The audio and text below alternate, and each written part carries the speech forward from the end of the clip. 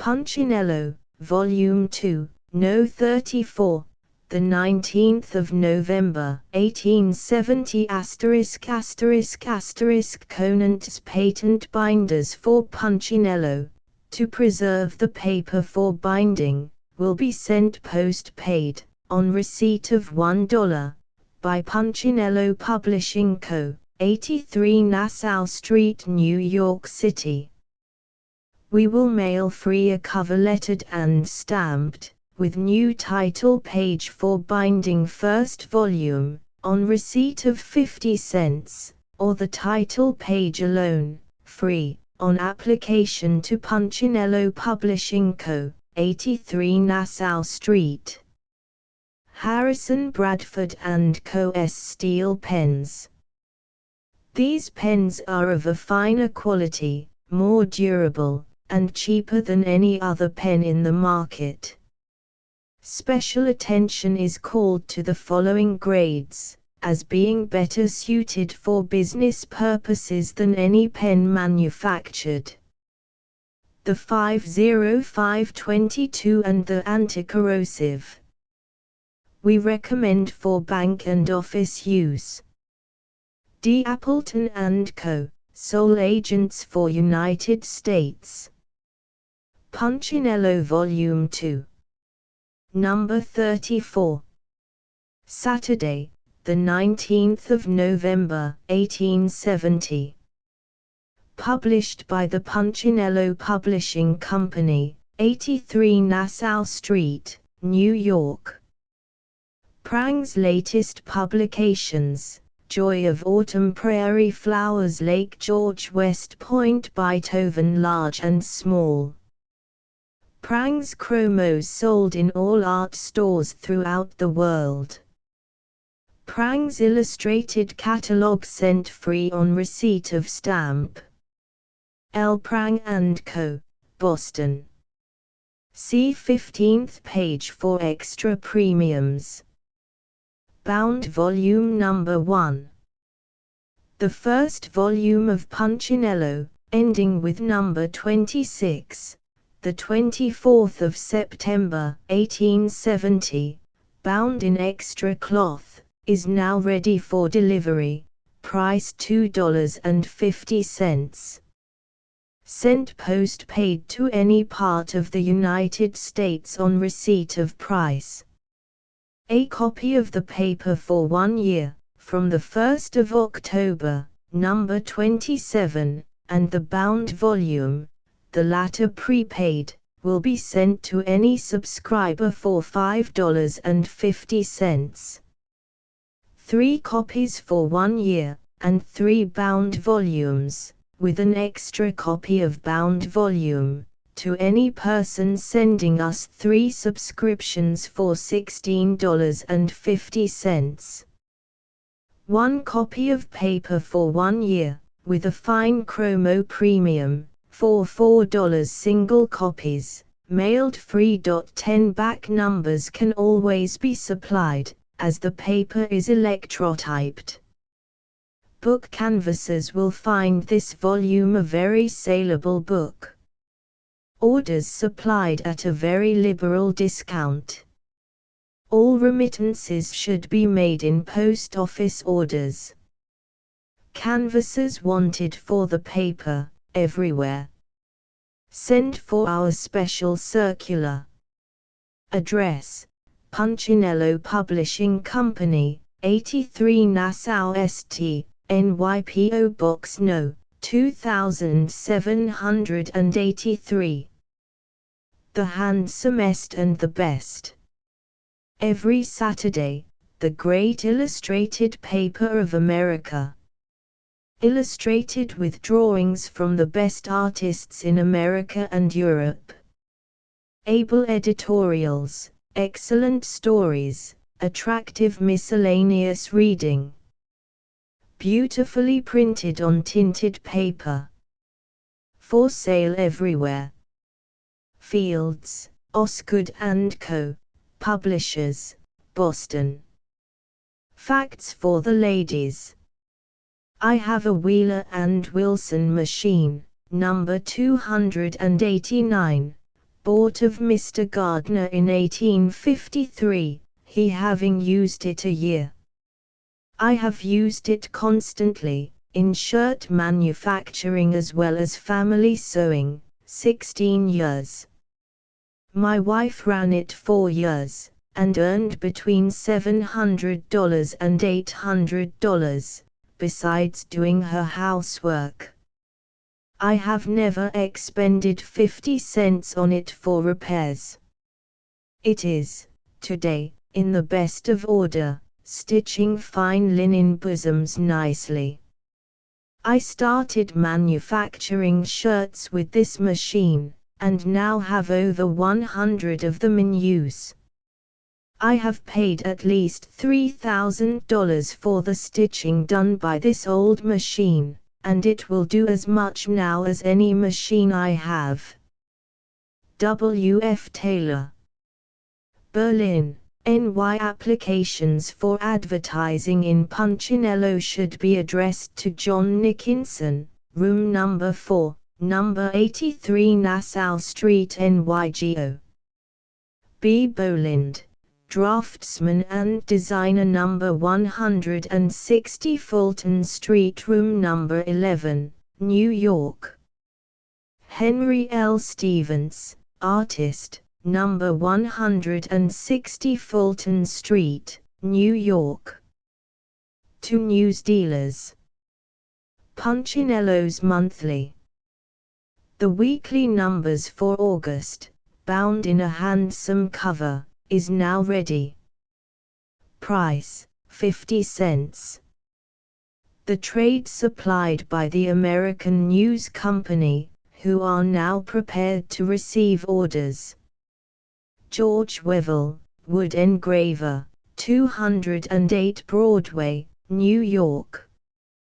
Foley's Gold Pens. The best and cheapest. 256 Broadway.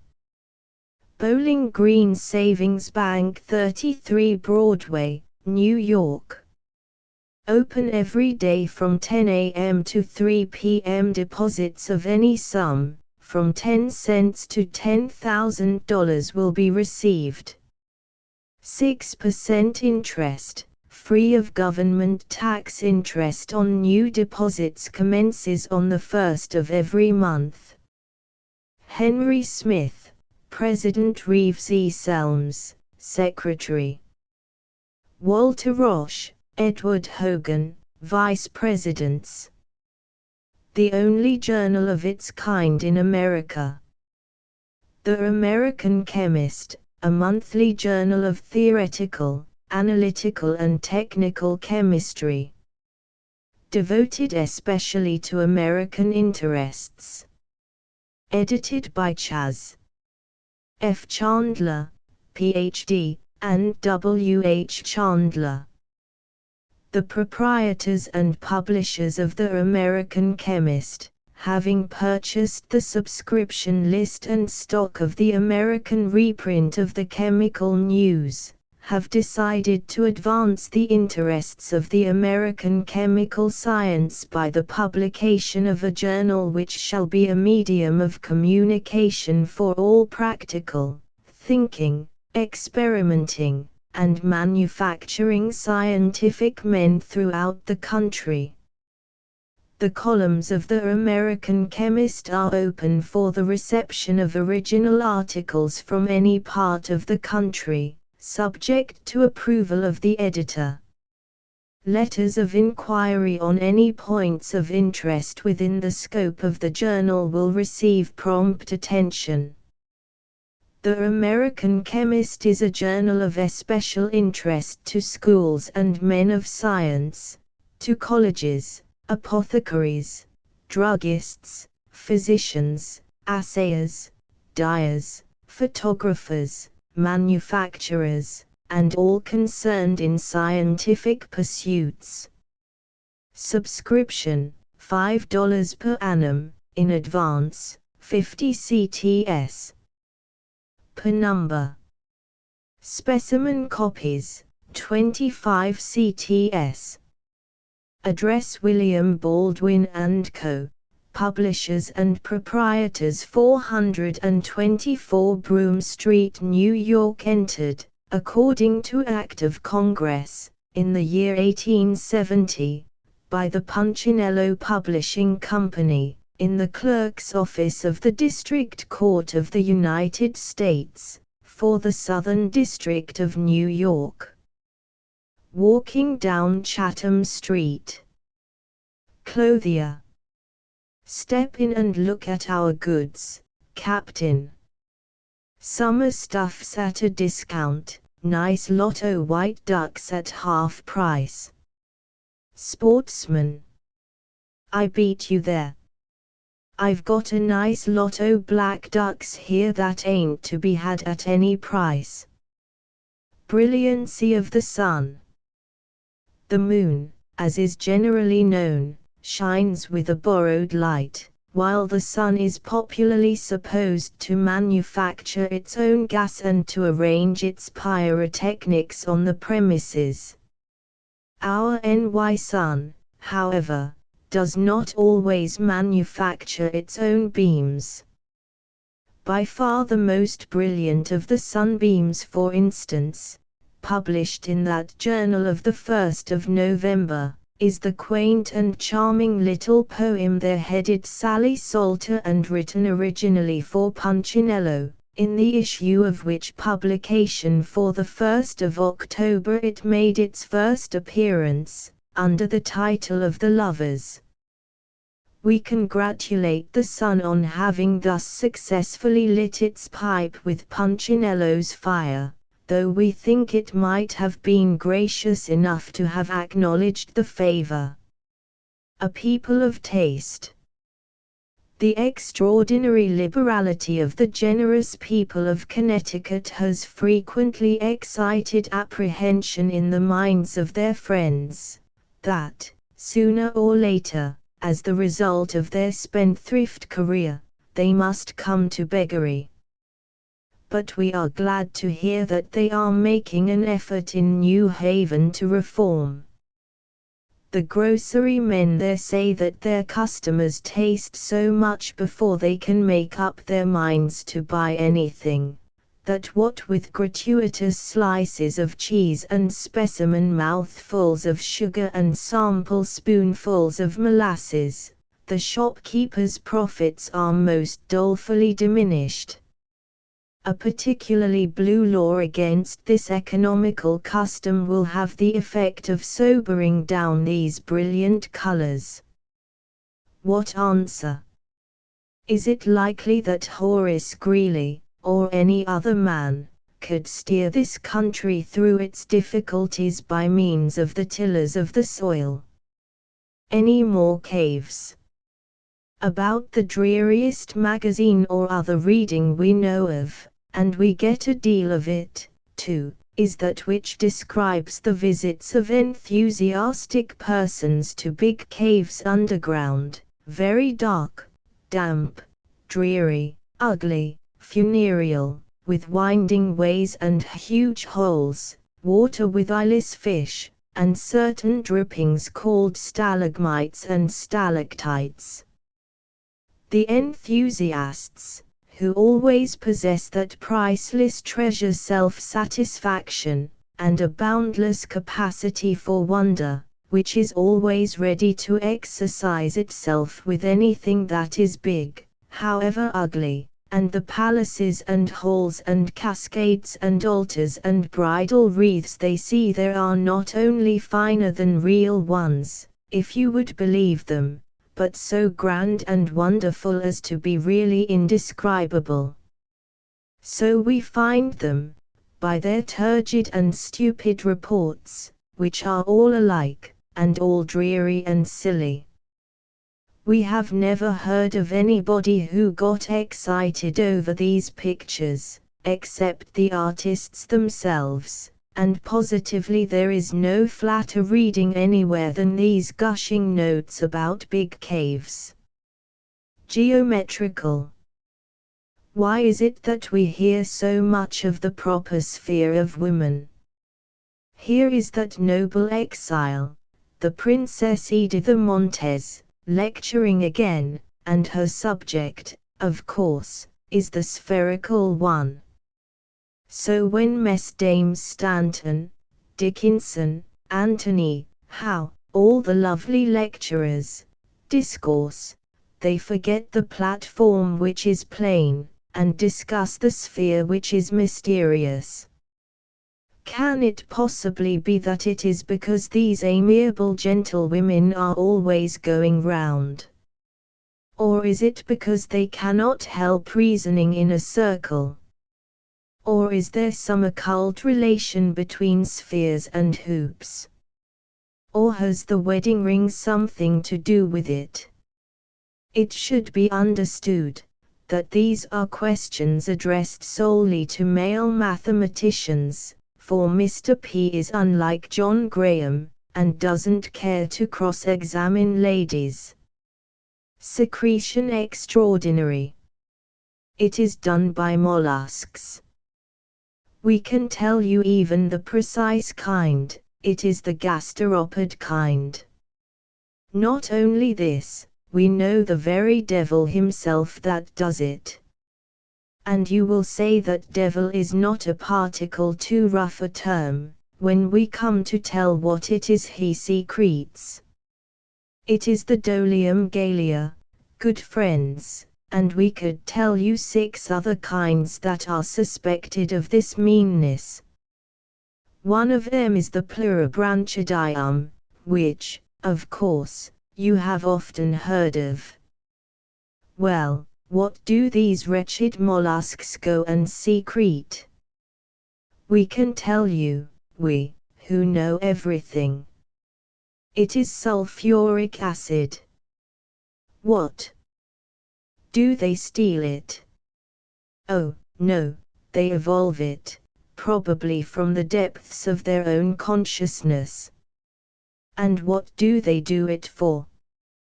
Well, they bore with it. Give them a chance, and they'll go through you. The acid eats its way, and then they eat their way.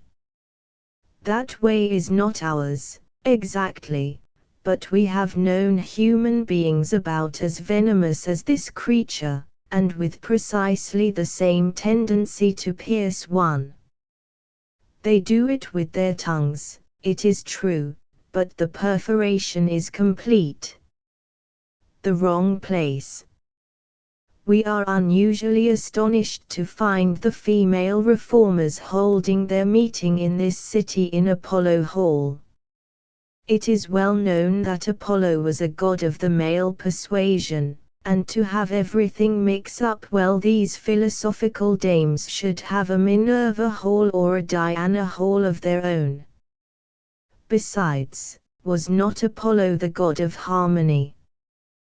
Precious little of that same was there at this meeting, for there was the medical Mary Walker trying to make a speech, while the chairwoman put her down, causing Mary de Medici to cry out with shrill indignation, "Tyrant! Bless us! We thought all the tyrants were we bearded ones." A letter from Chicago. Purposely or otherwise, we are all on our way to California now, men, women, and children, graybeards and babies. We did Europe 2 or 3 years ago, so that idea is obsolete, excepting as a bridal tour.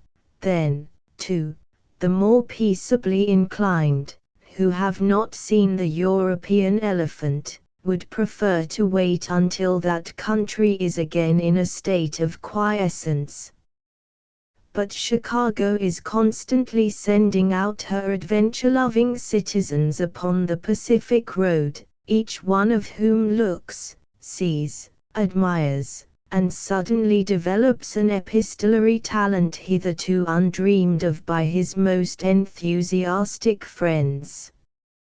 There's our Melissa, for instance. She never used to have a pen in her hand more than once in the course of 6 months, and now, why, we really seem to have another Savin budding right in our midst. She went to California, saw all the sights, and wondered, and admired, and wrote. The floods of eloquence that had so long been slumbering now burst forth beyond all hindrance or control. She stopped at Salt Lake, and called upon Brigham Young, and was so disgusted with the mighty prophet that she would not look at him. Yet, considering that circumstance, she described his personal appearance with wonderful vividness and accuracy. She indulged in the usual amount of stern remonstrance and indignation, that seemed to be almost indispensable to the occasion. Alonzo asked why she called upon the dreadful man, and somewhat maliciously inquired if it was not for the express purpose of being shocked and horrified, thus affording a fine chance to moralize, and display the elevation of her own principles, and, in fact, help to fill out a good article. But Melissa most vigorously denied the soft impeachment. Then she saw the sad wives, whose days of sunshine are gone by, and the merry ones, who don the cap and bells deliberately, and for their benefit she expended just the proper degree of astonishment and sympathy, so fully substantiating the sound and praiseworthy condition of her own mind and heart. This excellent young woman also caught glimpses of the red man, and here was another glorious opportunity to display her literary genius, and she did not let the occasion slip. Oh no! It produced a plaintive little rhapsody of pity and regret, such as Mr. Lowe is apt to inspire in the hearts of the young and romantic. Although if Melissa were to find herself alone in a forest, with the faintest suspicion of Mr. Lowe meandering anywhere near, she would most likely apply her hand involuntarily to her trembling chignon, and regret as keenly as all hard-hearted persons, that civilization has not carried out the process of extermination even more thoroughly than it has done. Indeed, she would probably wish the red gentleman at the bottom of the Red Sea, or in some other equally damp and discouraging situation. The noble-hearted braves are so much prettier to read about than to encounter, and the thrill occasioned by the sight of a bloody hatchet suspended over the intricate elaboration which we so fondly term a head, though more exciting perhaps, would scarcely be as delightful as that awakened by some perfectly safe and stirring ballad of the red man's wrongs. Melissa's ideas of refinement met with a great shock.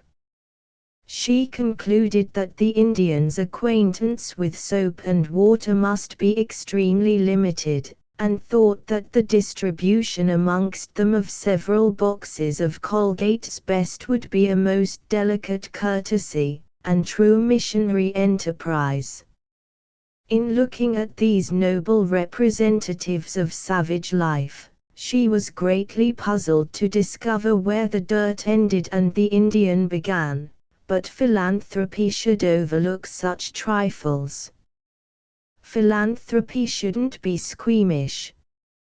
Melissa ecstacised over Lake Tahoe, and Yosemite, and the big trees, and was delighted, enchanted, and enraptured in the most thorough and conscientious manner. She reveled amongst California grapes and pears, and quaffed the California wines with appropriate delight and hilarity. She also studied John Chinaman in all his phases, and came to the conclusion that he would do. She thought it would be a seraphic experience to see the pride and importance of Mrs. Bridget and Gretchen taken down a little. John would certainly not possess the voluble eloquence of the first, nor the stolid impudence of the second, nor would he have, like the pretty Swede, a train of admirers a mile in length. Of course he would not have these advantages to recommend him. But then one can get along without florid oratory in the kitchen, and although a lady may feel highly pleased and flattered to see an unending procession of admirers file in and out of her drawing rooms, still she has a most decided objection to seeing the same imposing spectacle in her kitchen. Women will be inconsistent. Melissa particularly admired John's manner of ironing. She thought it peculiar but genteel, and gentility is always desirable. There must be something about the climate of California that is especially inspiring to authors, a kind of magnetism in the atmosphere that draws out all the literary talent which may be lying dormant in their souls, so that anyone desirous of becoming a writer has only to take a trip to that fascinating region, and at some unexpected moment he will awake with rapture and delight to the blessed consciousness of having blossomed into a flower of genius, and, as such, will feel privileged at once to deluge his family, his friends, and the world in general with the brilliant results of his most delightful discovery. The profit of Puritan prisons. Spain has commissioned a Mr. Azcarate, a Cuban, to visit and report upon our penal institutions, and the gentleman is now in the country. We trust he will not fail to visit the Connecticut State Prison. There he would unquestionably obtain numerous hints for improving the Spanish system of prison torture, or even that in vogue in his native land, for political prisoners. There he might learn how Yankee thrift, applied in this direction, makes the starving of convicts even a more profitable business than manufacturing wooden nutmegs. Perhaps not the least valuable information he would gain, would be the best method of goading obnoxious prisoners into revolt, and thus obtaining a chance for disposing of them, legally, by a capital conviction. An open congressional countenance. It is oddly enough objected to the re-election of a certain member of Congress from Massachusetts, that he can't open his mouth. It might be answered that General Butler is quite able to open his mouth wide enough for the whole delegation. The mouth may be opened for two purposes, viz., speech-making and swallowing, and it never appeared to us that there was any lack either of bolting or bellowing in the House of Representatives. However notably honorable gentlemen may play the game either of gab or grab, it isn't so clear that their constituents are much benefited by these accomplishments. If all they want is an open-mouthed member, why don't the Massachusetts men import a first-class crocodile, and send him to the National Menagerie in Washington? Spread of American principles.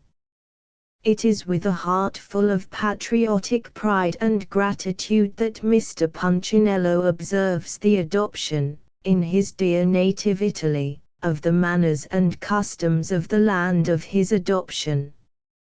At an election recently held in Rome, about something or some other thing, one enterprising Roman has been discovered who voted yes 25 times in as many electoral urns, thereby, it is to be presumed, earning a good deal of money. We have a more lively hope for charming Italy when we find even a single citizen exhibiting a skill which would do honor to the most accomplished professional voter in New York. There is something encouraging in finding the sons of St. Peter becoming, every one of them, repeaters. To commentators, the son of York mentioned in Richard III has no reference to the son of New York, neither was the quotation, who is here so base, that would be a bondman, especially meant for application to the Allen beatific. They talk a great deal about the 28-inch beat they have grown in California, but a policeman of this city has a beat 3 miles long. Sick a gittin' upstairs. First festive cuss. What makes folks stare at us so?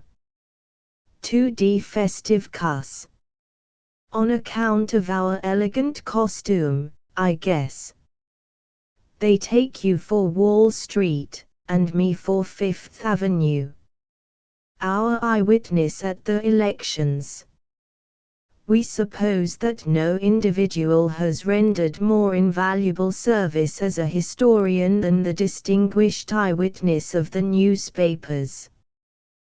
The friends of Punchinello will therefore be rejoiced to hear that this accurate reporter was engaged to detail for our readers the progress of the late elections. Some time ago, the eyewitness set about organizing the campaign by the masterly and novel plan of inducing the leaders of the opposing political parties to nominate different men for the same office. The effect was electrical. Immediately on these nominations being made public, the people rose like one man, and began canvassing like a great many different and very quarrelsome men. Target companies sprang from the recesses of the east side, like ghosts from the rocks in Der Fries Schutz. Drums and fifes resounded, cannons boomed, fireworks burst into flame. The eyewitness, having thus set the universe satisfactorily by the ears, got into his second-story front, and contemplated the campaign with serene complacency from the window. He had not to wait very long for a mass meeting to be formed under his very nose, and, consequently, within range of his witnessing and recording eye. This mass meeting was conducted by the intelligent party, and was announced to be speedily followed by a multitudinous assemblage of the enlightened party. These two factions, as it will readily be observed, and as their names indicate, are of the most widely varying character and scope, a fact to be further illustrated by the proceedings which followed. The intelligent began to assemble early in the evening, to the sound of guns and drums and skyrockets. These accompaniments were intended to get their spirits up, but the intelligent persistently applied themselves to getting spirits down, and when the rival processes had continued for a reasonable length of time, speakers began to appear upon the stands. The first man who addressed them was the commercial candidate. "Fellow citizens," said he, "why are you here?" "To elect me, of course." Immense cheering. "And why will you elect me?" "I am an honest man, I want no office." Laughter and cheers. "Ah, my friends, you elect me because you are now paying $5.36 on every pound of Peruvian bark and Egyptian mummy which you use in everyday life, and because you know that when I am in, the other party will be out." Continued applause. Next rose an ex-senator, who said he had come wholly unprepared to speak, but, being unexpectedly called upon, had made some brief jottings on a visiting card, to which he would now refer. He then spoke for 1 hour and 3/4. At the close there was an intermission for carrying off the dead. Jones, the candidate for the office of vituperator, then cleared his throat savagely. "My friends," he began, "Brown, the opposing candidate, is a scamp, and he knows it. If any man says he isn't, he is." Loud cheers. "Do you ask me to prove it?" "Prove an axiom." Applause. "Who but a damned rascal would run against me at election? I tell you it is assault and battery." Sounds of approbation. In conclusion, I will only add that Brown is an infernal bummer and a sneak. Cheers. The intelligent then dispersed in a splendidly ferocious and bloody-minded condition, fully primed for the election. Shortly afterward the enlightened appeared upon the scene in the following order of procession. Cordon of police. Drum. Committee of arrangements. Fife. Target company. Drum and fife. Small boys. Apple women. Drum. The enlightened candidate for the vituperator was the first on the stand. He rushed forward and said, "The vituperative candidate of the intelligent let fall in a former speech some subtle or carefully worded innuendos as to my character. I have only to say that his speech was a tissue of falsehood. I will trespass upon your patience further, to add that Jones is an infernal bummer and a sneak. If he is not, my fellow citizens, why then I am." Indignant cries of "That's so." My friends, you cannot doubt this reasoning. The facts are then conclusive. Either he is a bummer, or I am.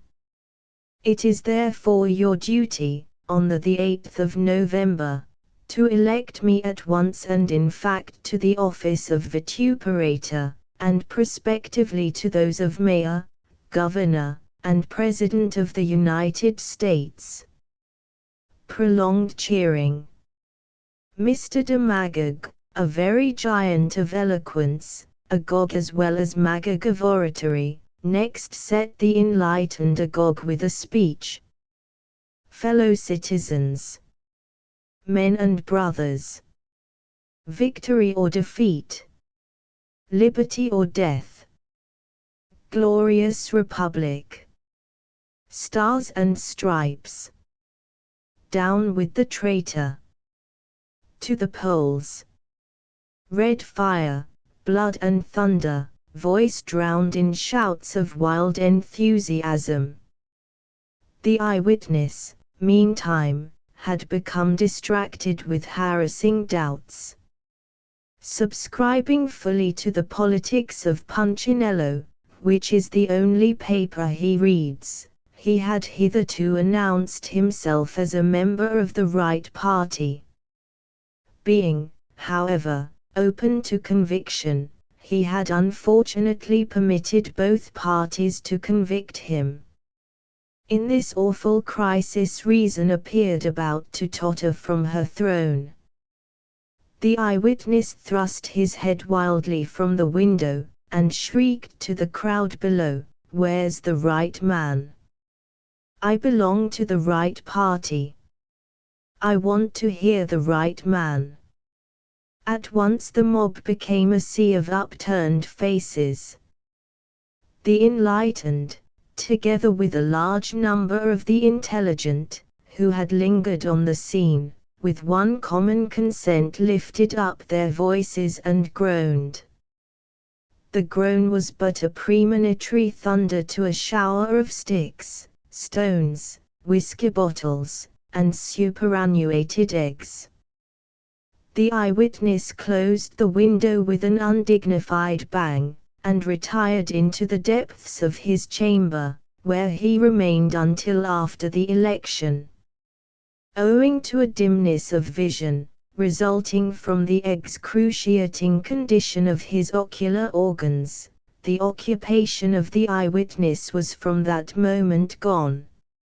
And to this fact must be attributed his inability to state, with any certainty, whether the right party has succeeded in putting the right man in the right place, but he rather thinks it has. Spots on the sun. The sun is eclipsed by the world, and is far behind the times. It cannot be considered a standard sheet, and will never personify the Star newspaper. Receiving its news with the mail, as a herald it is valueless. It cannot claim to be a journal of commerce, and as a tribune for the people it is a failure, and it does not shine as a democrat, for it relies on the post for most of its intelligence. Moral. Keep the sun out of your eyes. A cheerful prospect, first old loafer.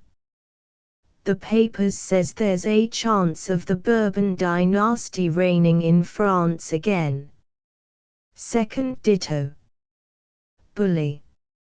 If there's anything I live for it's a high old reign of Bourbon. Let it pour. Sarsfield Young on Fort Sumter. The country was indignant that Fort Sumter was not reinforced. Major Anderson's supplies were nearly exhausted, and he wanted 20,000 men, with equipments and rations. If the government couldn't afford the rations, very well, it ought at least to given him the men. I am speaking of the late rebellion, which Greeley, Headley, and others have written up. Although a publishing company at Hartford, Conn, own most of the facts of the war, which they peddle out only by subscription, they can give the public but little of the secret history of the Fort Sumter affair. That remains to be written, while Weller and I remain to write it. The ex-secretary has gracefully left it to me to describe the midnight session of the cabinet at which I chanced to be present.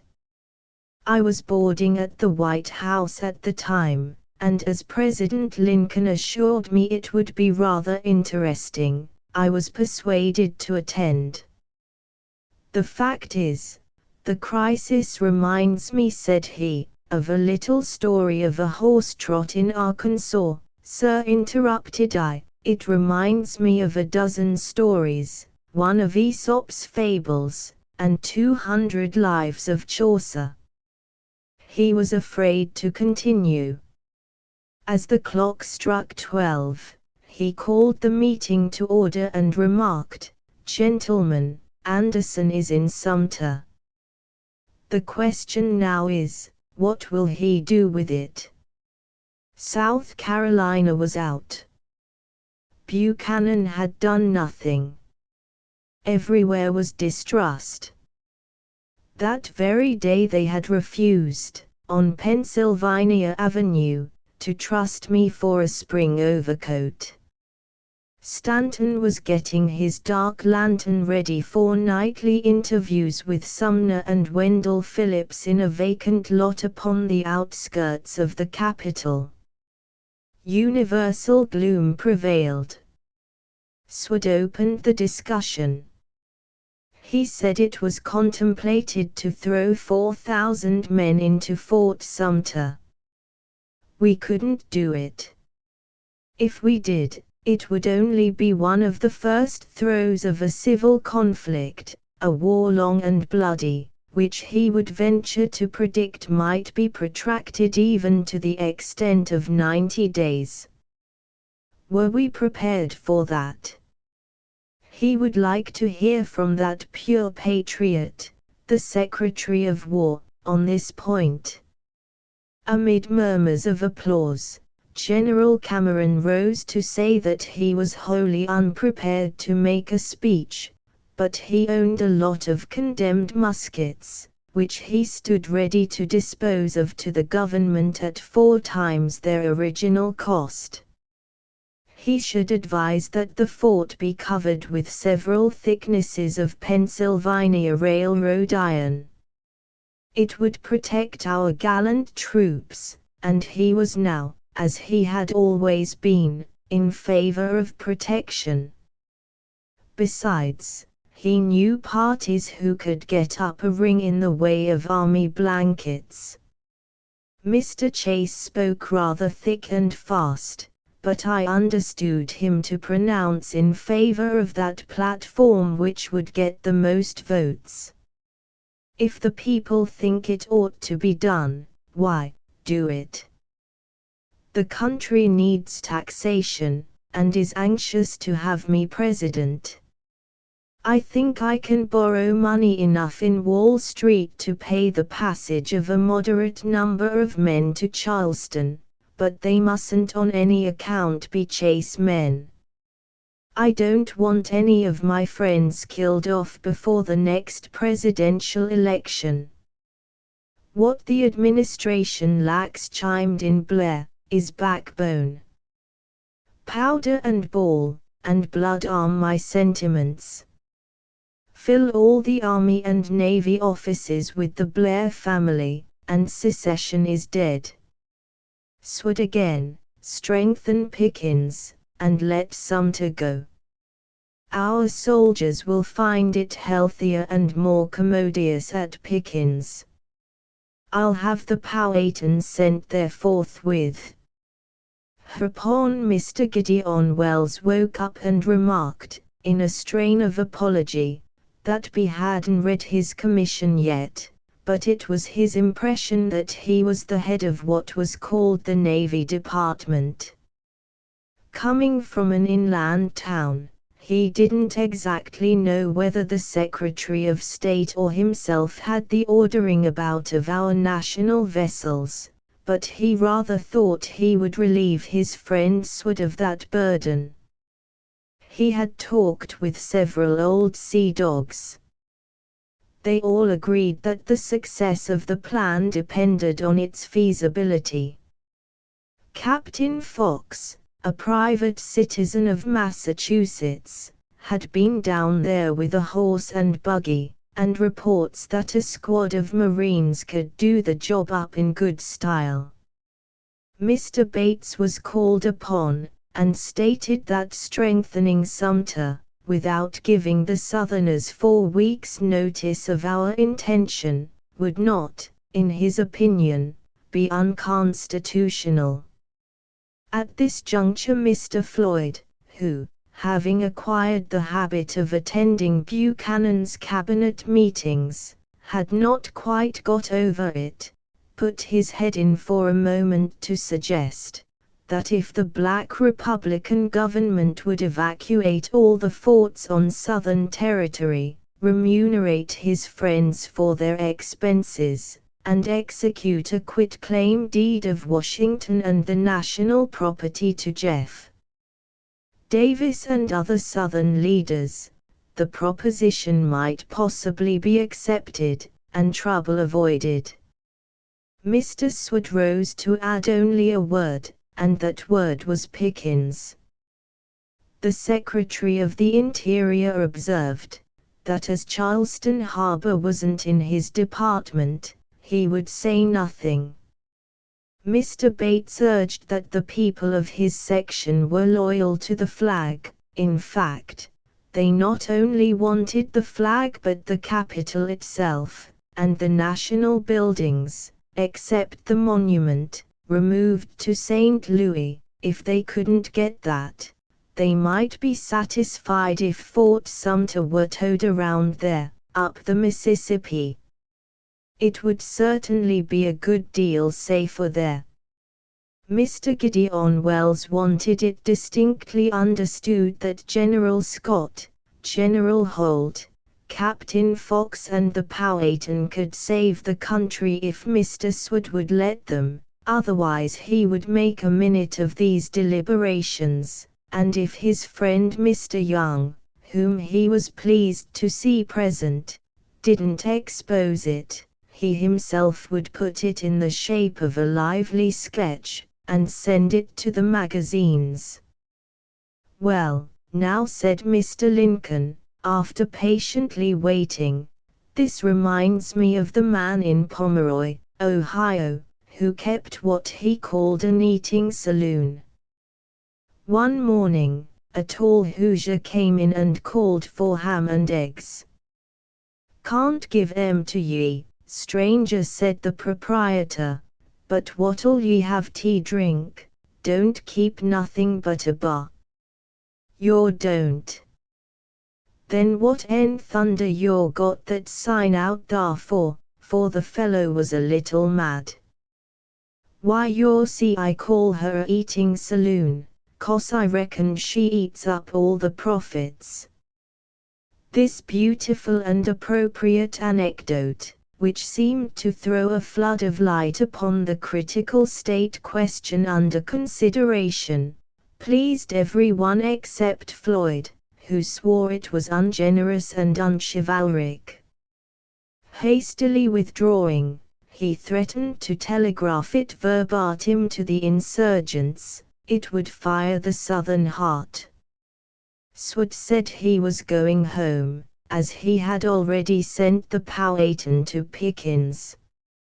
Mr. Lincoln yawned, and turning to me, inquired, "Well, Sarsfield, you see what a man's got to do to run this machine. Now what's your advice?" "Your Excellency," I replied, "there's a man in the tanning business at Galena, in your state. Telegraph him at once. His name is Grant, and if you give him the tools to work with, he'll straighten everything out for you as neat as a pin." The meeting dissolved without taking heed of my suggestion, and the world knows the result. However, there's one thing I am proud of. I claim to have discovered Grant 4 years before Washburn did.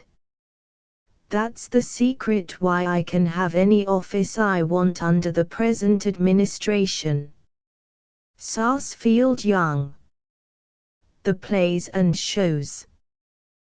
Popularity of opera among fashionable people in this city varies inversely as the intelligibility of the language in which it is sung. To illustrate, the Italian opera is fashionable, though not 1 in 10 of the people composing an average audience understand a word that is said or sung. The French opera is less fashionable, but perhaps 1/3 of the audience can understand the less ingenious of the indelicate jokes. The English opera is not fashionable, but everyone can understand every word that Miss Rishings or Miss Hussey pronounces. These facts undoubtedly stand in the relation of cause and effect. Wherefore the axiom with which this column begins. To be sure, the words of an opera are a matter of very little consequence, the music speaking as plainly as the clearest of Saxon sentences. But the fashionable public knows less of music than it knows of languages, and would be quite capable of mistaking Grandioso for a comic song, and Libimo for a lover's lamentation, were not the translated libretto of Traviata at hand to supply them and the critics of the minor papers with the cue for the display of appropriate emotion. Singers, especially, understand the full force of the above stated axiom. Hence, those who are deficient in voice avoid the English stage. Miss Kellogg, for example, never attempted English opera, because she knew that people who had heard Rose Hussey or Caroline Rishings would laugh at her claim to be the greatest living prima donna should she compete with those birds of English song. Wherefore, she wisely confined herself to the Italian stage, sure of pleasing a public that knows nothing of music, but is confident that a lady who enjoys the friendship of Madison Avenue must be a great singer. Papa, on the contrary, turned from the Italian to the English stage, but then Papa had a voice. How many years is it since Caroline Rishings first sung in English opera? It is an ungallant question, but the answer would be still more ungallant were it not that Miss Rishings is an artist, and with artists the crown of youth never loses the brightness of its laurel leaves. At any rate, she has sung long enough to compel the recognition of her claims to our gratitude and admiration. She is not faultless in her method, but she differs from other great American prime done in the important particular of possessing voice enough to fill an auditorium larger than the average minstrel hall. At present she is filling Niblo's garden with her voice and its admirers. We go to hear her. Palmer and Zimmerman, clad in velvet and fine linen, flit gorgeously about the lobby, and are mistaken, by rural visitors, for Jim Fisk and Horace Greeley, concerning whom the tradition prevails in rural districts that they are clothed in a style materially different from that affected by King Solomon at the period of his greatest glory. We find our seats, and mentally remarking that Niblo's is the one theatre in this city from which it would be possible to escape with whole bones and coat in case of fire, we await with contented minds the lifting of the curtain. In time the opera begins, and a select company of young men who are standing in the rear of the audience improve every possible opportunity for breaking into rapturous applause. Their zeal occasionally outruns their discretion, and they finally ruin the attempt of Miss Rishings to execute a florid cadenza at the end of one of her arias. An intelligent usher is therefore detailed to curse them into a comprehension of their duties, after which they applaud with a discretion which produces almost exactly the effect of spontaneous enthusiasm. Remarks a young lady near us, who is dressed with much wealth of contrasting colors, "This isn't half so nice as the Italian opera." Miss Rishings can't dress half so nicely as Miss Kellogg, and then you don't see any fashionable people here. The Davids, the Abrahams, the Orens, the Noahs, that handsome Mr. Jacobs, and that delightful Mr. Moses, all these elegant young men with beautiful eyes and curly hair that dress in velvet coats and diamond studs, there isn't one of them here. Our best society never goes to any opera but the real Italian opera. Light-haired young man. But, my dear, it seems to me that your best society must consist chiefly of Jews, judging from the names you mention. Young lady. Well, what if it does? They are rich, are they not? What more could you want? Light-haired young man. What, indeed? But the music is just as good as it would be if the fashionable Israelites were here, isn't it? She. The music is good. Why, Charles, everybody knows that the Italian opera music is perfectly lovely. This is only English, you know. He. It is precisely the same. Here the Sommabula is sung with English instead of Italian words. That doesn't alter a single note. She. You are too ridiculous. The idea of attempting to make me believe that this is just like the Italian opera. Don't you suppose I knows anything about music? Old gentleman. I heard Caroline Rishings sing in 1808, I think it was. I tell you she sings better now than she did then, but the stupid public never appreciated her. I recollect saying to Keene, not Charles, you know, but the Keene, that I knew a young lady that would be a splendid singer some of these days, meaning Caroline, of course. Well, sir, says Keene, what of it? You can't drink her, can you? Gad! He was the best man for repartee I ever knew. To give you an instance, one night Keene and I, and old Smith, you don't remember old Smith, I presume, he played Old Men at the Boston Theatre 60 years ago, I never met a jollier fellow. I remember his saying one night when Junix Booth was playing, let me see, what was the play? It wasn't The Apostate, I hardly think, for, here the orchestra mercifully strikes up, and the big drum drums the garrulous monologue of the veteran theatrical observer. We have another act of the opera, sung far better than any opera has been sung at the Academy for years.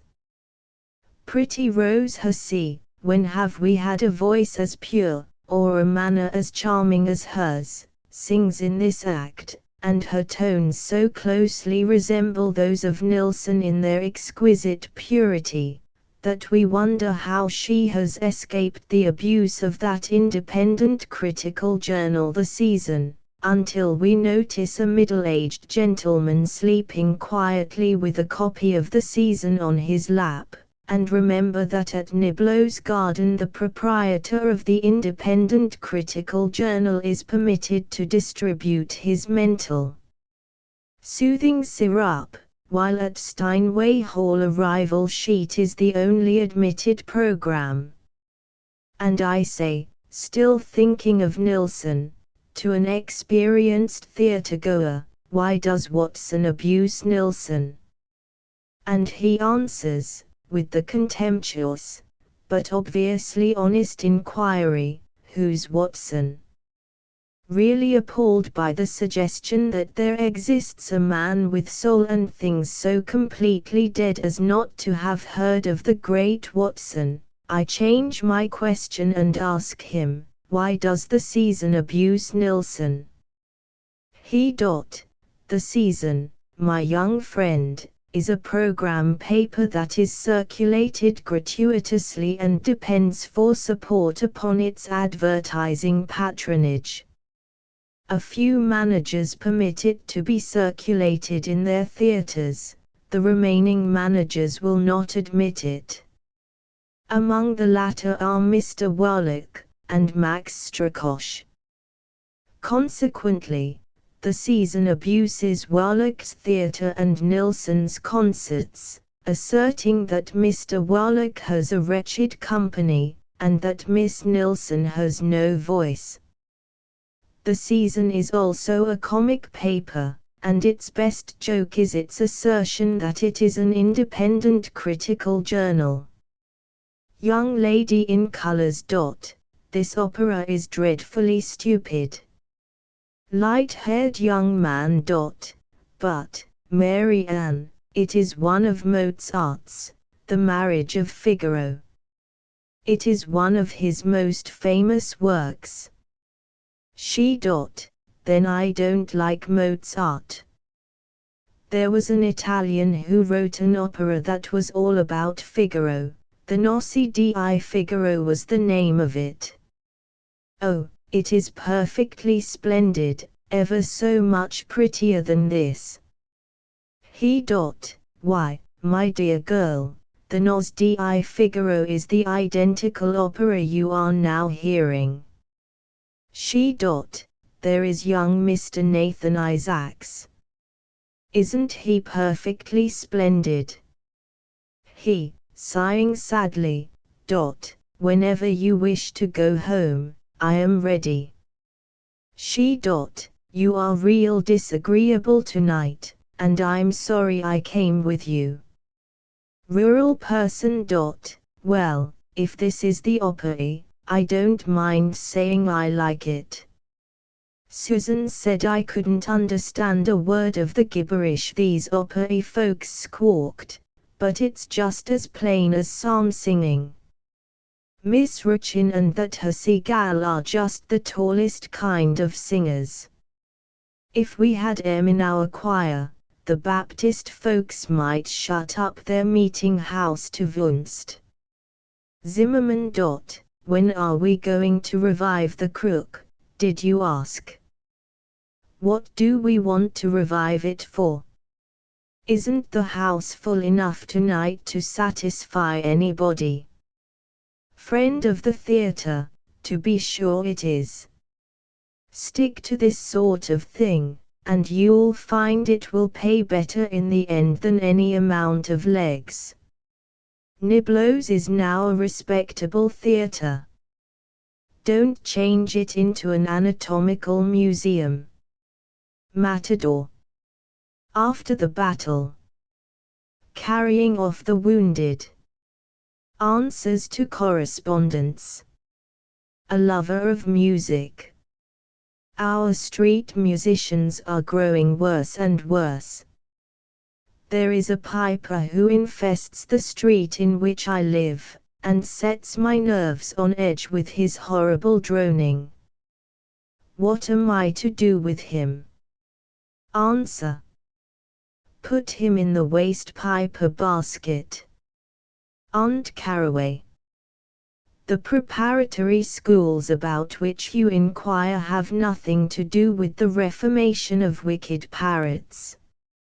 If the language made use of by your parrot is so dreadful that the cats have left the house in consequence of it, we are afraid that the bird is past reform.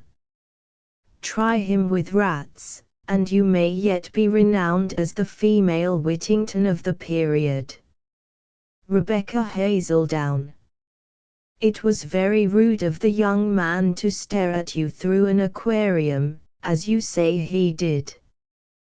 The little fishes might have been flirting their tails at the time, however, and it is just possible that he might have taken you for one of the flirts.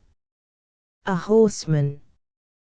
After long observation, I am of opinion that the sudden collapse which so frequently occurs among omnibus and streetcar horses, is to be attributed to the stupid but common practice of giving them water when they are overheated. Can you assist me in putting a stop to this? Answer. We do not see why you should apply to Punchinello in the case. Have we not a Crottenberg among us? Valetudinarian. To furnish you with a list of all the patent medicines advertised is quite out of our power. Suppose you start out early every morning with your notebook, walk for 7 or 8 miles along the Bloomingdale Road, and make your list from the innumerable inscriptions on the rocks in that vicinity. Do this for a month or two, and you will not care much about the list when you have got it. N.E. by S.W. We read that Demosthenes used to put pebbles in his mouth, and spout while thus charged, to cure himself of thickness of utterance. Suffering from the same defect, I have tried the same remedy, but without success. Can you advise me in the matter? Answer. The most learned commentators agree that the statement about Demosthenes putting pebbles in his mouth was only figurative, and really meant that, when about to speak in public, he used to put a brick in his hat. The same thing is done by many of our public speakers of the period, such as John B. Gough, H. Greeley, Anna Dickinson, and others. Try it moderately, and it may loosen your tongue. Epicurus. Is Worcestershire sauce really the invention of an English nobleman? Answer.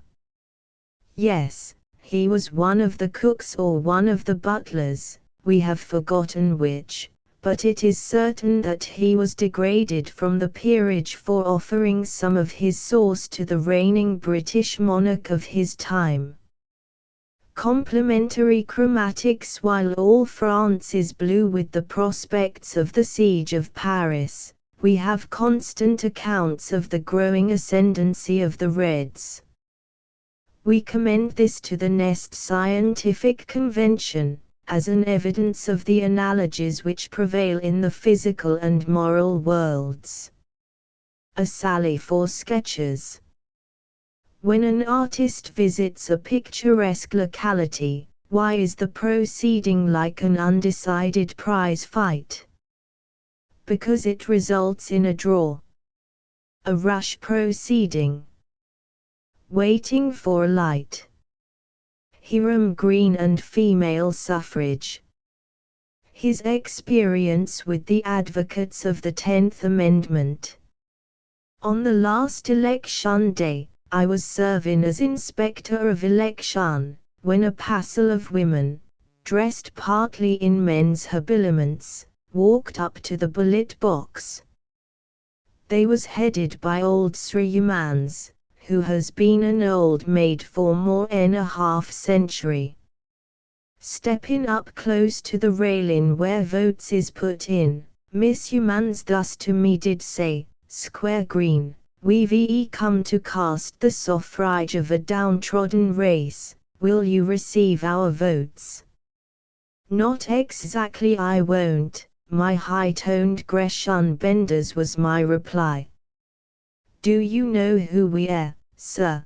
cried a long, lean, lank, rail fence-looking female, whose nose looked as if she'd been soaking it in a bladder of black snuff.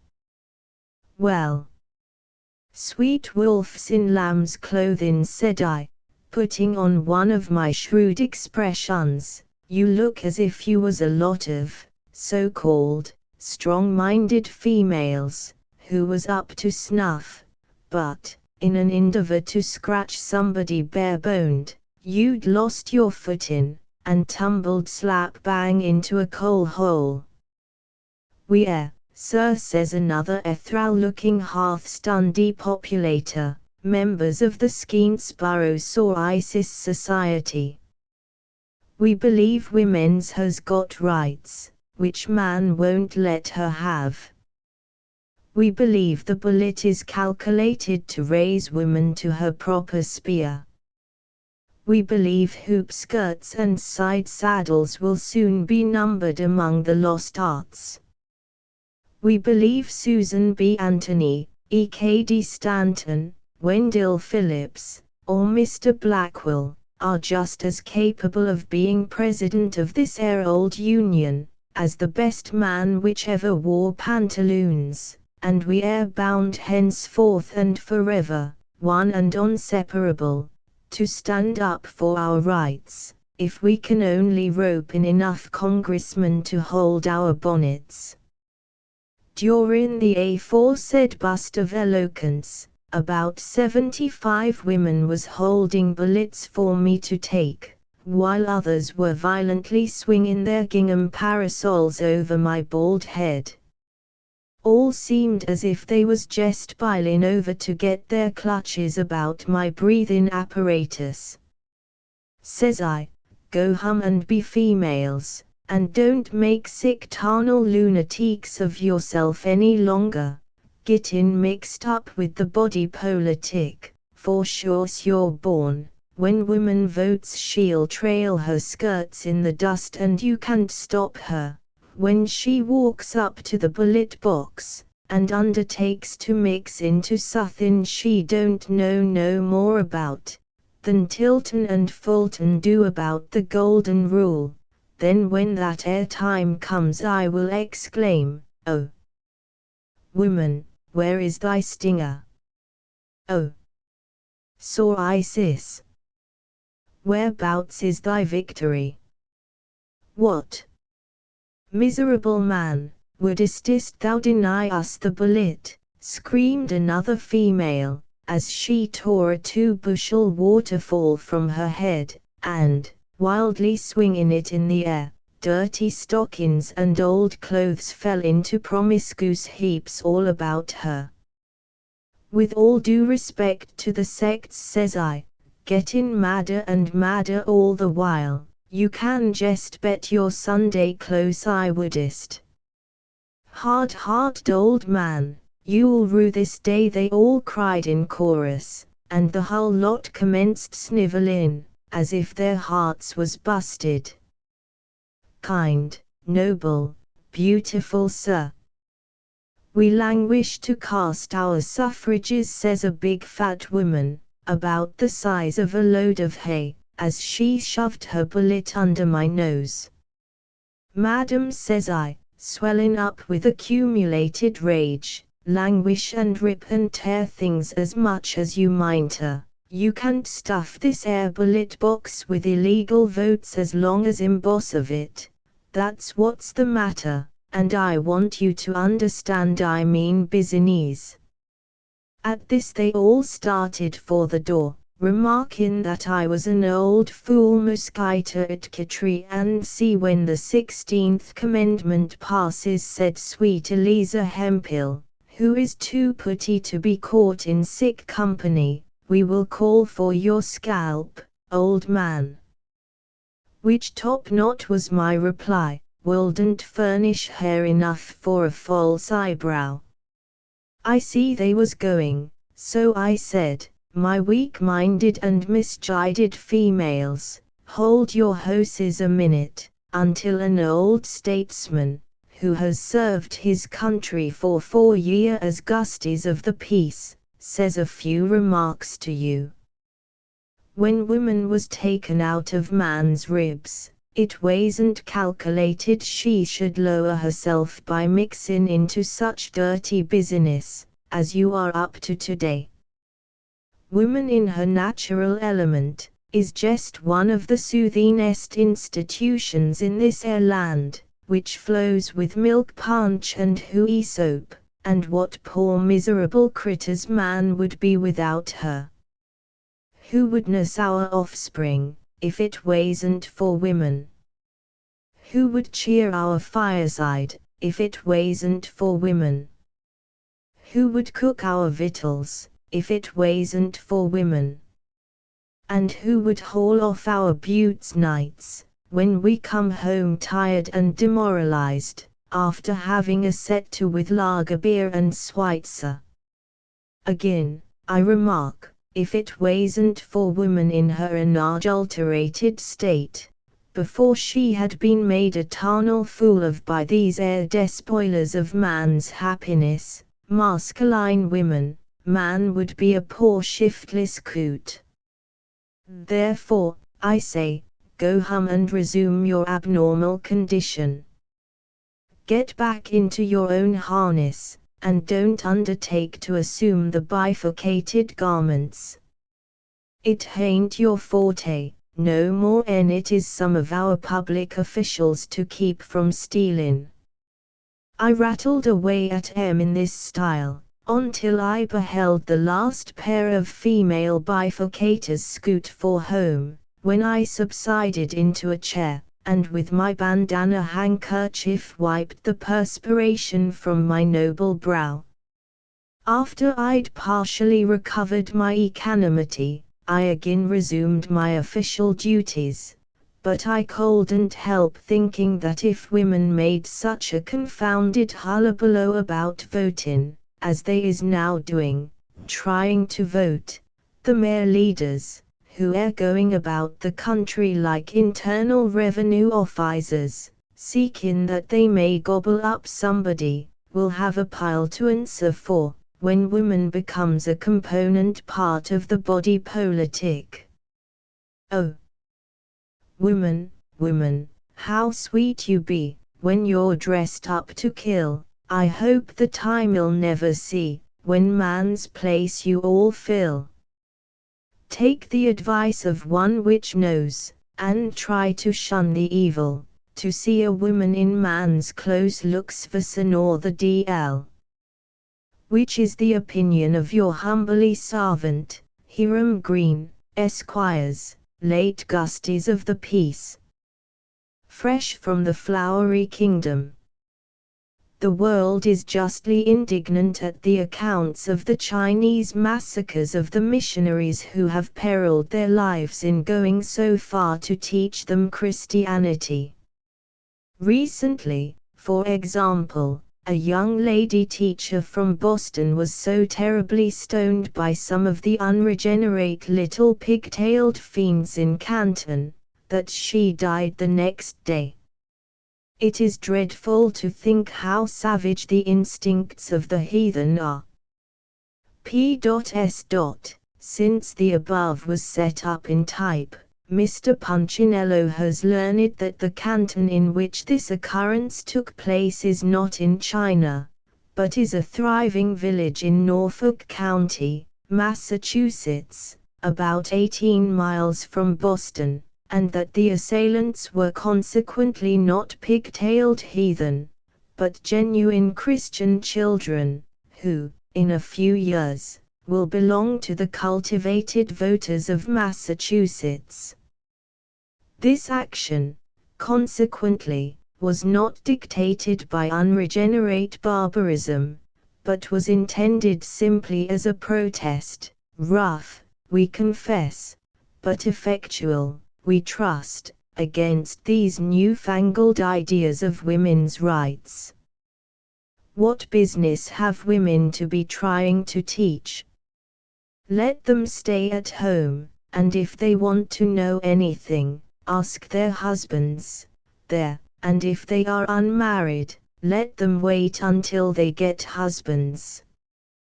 We must not let our natural gallantry interfere with our reverence and respect for the rights of ignorance, which will eventually vote. A thrice blessed city. There is a city in Illinois called Saint Genevieve. By some hocus-pocus known to accomplished politicians, this city has had no mayor since the 4th of June, 1867. In the absence of definite information upon the subject, we take it for granted that Saint Genevieve must be a most delightful place to live in, and specially so, because, as we are further informed, they have no alderman there either.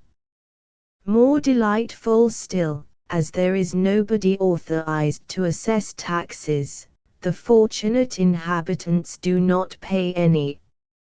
Of course, if this state of primitive bliss could last, Mr. Punchinello would make immediate arrangements to remove to Saint Genevieve, but the courts have ordered the citizens to elect a mayor immediately, so that this little heaven upon earth will soon have ceased to exist. Letting him down easy. Aspiring author. Ah. You have read my essay. I hope the verdict is favorable. Editor. Oh yes, all right, acquitted on the ground of insanity. Our portfolio. The French Republic dying of gas. Good sense for Gamator. Tours, 6th week of the Republic, 1870. Dear Punchinello, there is gloom everywhere, applications to serve in the ranks have diminished, and the price of pocket handkerchiefs has increased. Jules Favor writes, under cover of confidence, to the prefect here, that since the interview of which I gave you an account he has had a severe attack of gum boils, and despairs of softening the heart of Bismarck. I stole the letter for the purpose of copying it, but it was stolen from me in turn by a nefarious emissary of the London Times, who has not however, dared to use it. The greatest activity is manifested in the making of balloons. The administration labors under the delusion that gas and oiled silk may yet prove the palladium of French liberty. I have remonstrated unavailingly against this singular infatuation. I held up to the Rump Council now sitting in this city the example of Victor Hugo as a fearful warning. He came from Guernsey under a pressure of gas, he entered Paris with the volatile essence oozing from every hair on his head, he loaded the artillery of his rhetoric with gas, he blazed away at the Germans with gas, and yet, unable to get rid of such a flatus fast enough, he exploded in the very midst of his pyrotechnics, and now lies high and dry on this bank and shoal of time like a venerable rhinoceros extinguished by its own snorting. I am sorry to say it, but the great peril of France at this moment is gas. Touching Gamater. Ah. Yes, touching Gamater. You may have heard that he has issued a proclamation or two. There are depths in the soul of a Frenchman, where the inspiration of mighty words breeds like flies in the shambles. Such a soul has Gamater. He is all language. If you were to cut him up in little bits and put each atom under a microscope, you would find in every molecule the text of some proclamation. The genii of syntax and prosody are his guardian angels, and the love of gabble is the be-all and the end-all of his political existence. He loves not Garibaldi. He would have done violence to his grandmother rather than consent to the invitation of the Italian liberator. For short, he calls him Gary. Standing in front of the Hôtel de Ville, talking to a group of eager listeners, with his arms wildly gesticulating and his nose contemptuously curling towards the Empire Ian, he asks, "Who is this Gary? What is he? Why is he?" "Stop," I calmly interpolate. "Profane not the high calling of the Italian hero with frivolous conundrums." "Jerk that monster out of my sight," roared Gamater to a sergeant de ville, and pointing his long, skinny forefinger full at me. I turned mournfully upon the crowd, and asked in a plaintive tone, "You hear what he says? Do lunatic asylums exist in vain? Men of Tours, is there a jerkist among you?" They must have observed that my feelings were moved, for they came between me and the officer, as if to protect the latter. 'Twas a kind movement, but useless, as I couldn't have hurt him.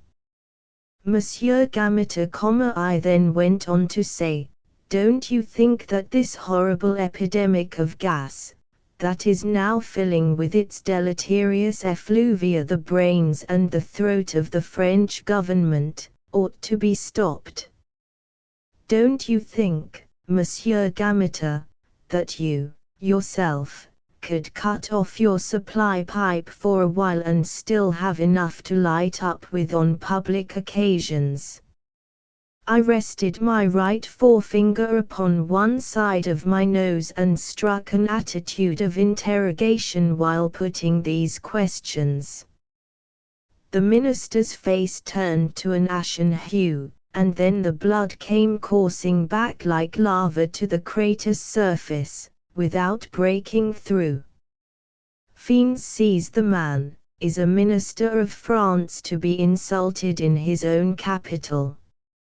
"Friend, calm yourself," I said, "don't let the crabs run through your brain like that. Cool off. Take those hot coppers out of your pantaloons and fan yourself a little. That's what's the matter with France today. You Frenchmen fizzle, and crack, and shoot up into the air, and otherwise get away with yourselves so fast, that no wonder the Germans can't always find you when they go for you. Take my advice. Stop running red-hot pokers down your backs. Drink more Vichy water and less brandy. Keep your skyrockets till next year. Lock your language up in the dictionary. Send Victor Hugo back to England. Tie a church steeple round George Francis Train's neck, and sink him off Toulon. Burn all your proclamations. Throw rhetoric to the dogs. Put a head on the government that ain't full of torpedoes. Present a solid front to the enemy. Simmer down generally, and talk reason to Bismarck, and, on the honor of Punchinello, I can solemnly assure you that things won't be so speckled as they now are. Saying which, I gathered the drapery of my duster gracefully about me, and left. Dic Tinto. The she that is to be. By a prominent member of Sorosis. 1. She stood. The hurrying clouds wild drove, the purpling aspect of the air, while her wild contour symbolized the unity of hope's despair. 2. And shall not we, when life's short span, enveloping the yet-to-be, smiling candescent, nay, well, be that our future destiny. Poems of the Cradle. Canto 11. Little Bo Peep has lost his sheep, and don't know where to find them. Let them alone and they'll come home, and bring their tails behind them. The poet, having now advanced so far in his work as to make a very respectable collection of poems, and beginning to run short of matter, casts his eyes around him in search of aid, hoping to find inspiration in some fortuitous moment from the many little incidents that are always occurring, and which only observing minds would notice. For the time he sees nothing that would suggest even to the most sparkling intellect the shadow of a rhyme, and he begins to be in despair. He walks up and down his dingy room, thrusts his long fingers amid the raven locks that adorn his poetical cranium, and gently at first, then furiously, irritates the cuticle of his imaginative headpiece, hoping thereby to waken up his ideas and find a foundation upon which to erect another stone in the edifice of his never-fading glory. This process does not seem to be as successful as usual. The ideas refuse to come at his bidding, and he glares around in consternation. Can it be possible that he has exhausted himself, that his ideas are entirely run out, that the fountain is dry, and the muse has ceased to smile upon him, that he must descend from his high elevation as the poet of the family, the hope and pride of his friends and the admiration of himself, and sink to the level of his earthy brothers and become one of them? No better and no worse. No, perish the thought. Never again will he mingle with those rude and vulgar natures, having no thoughts or feelings above their creature comforts, content to live like animals, uninspired by the divine afflatus, untouched by the poetic fire. Full of determined energy never to yield the high position he has acquired, he rushes forth into the open air and takes his winding way through the green meadows and leafy wilds. Here, sitting on the stump of an old tree, he spies little Bob Peepers, weeping as if his heart would break. The briny tears coursing down his ruddy cheeks form little rivulets of salt water with high embankments of genuine soil on either side, and a distracted map of a war-ridden country is depicted upon his grief-stricken countenance. Full of compassion for the suffering, the tender heart of the poet melts at the sight, and in mellifluous tones he asks, "What is the matter, Bub?" Sobbingly digging his fists into his eyes, and carefully wiping his classic nose on the sleeve of his jacket, the heartbroken mourner murmurs, "I've lost my sheep, and don't know where to find them," and bursts forth into a prolonged howl.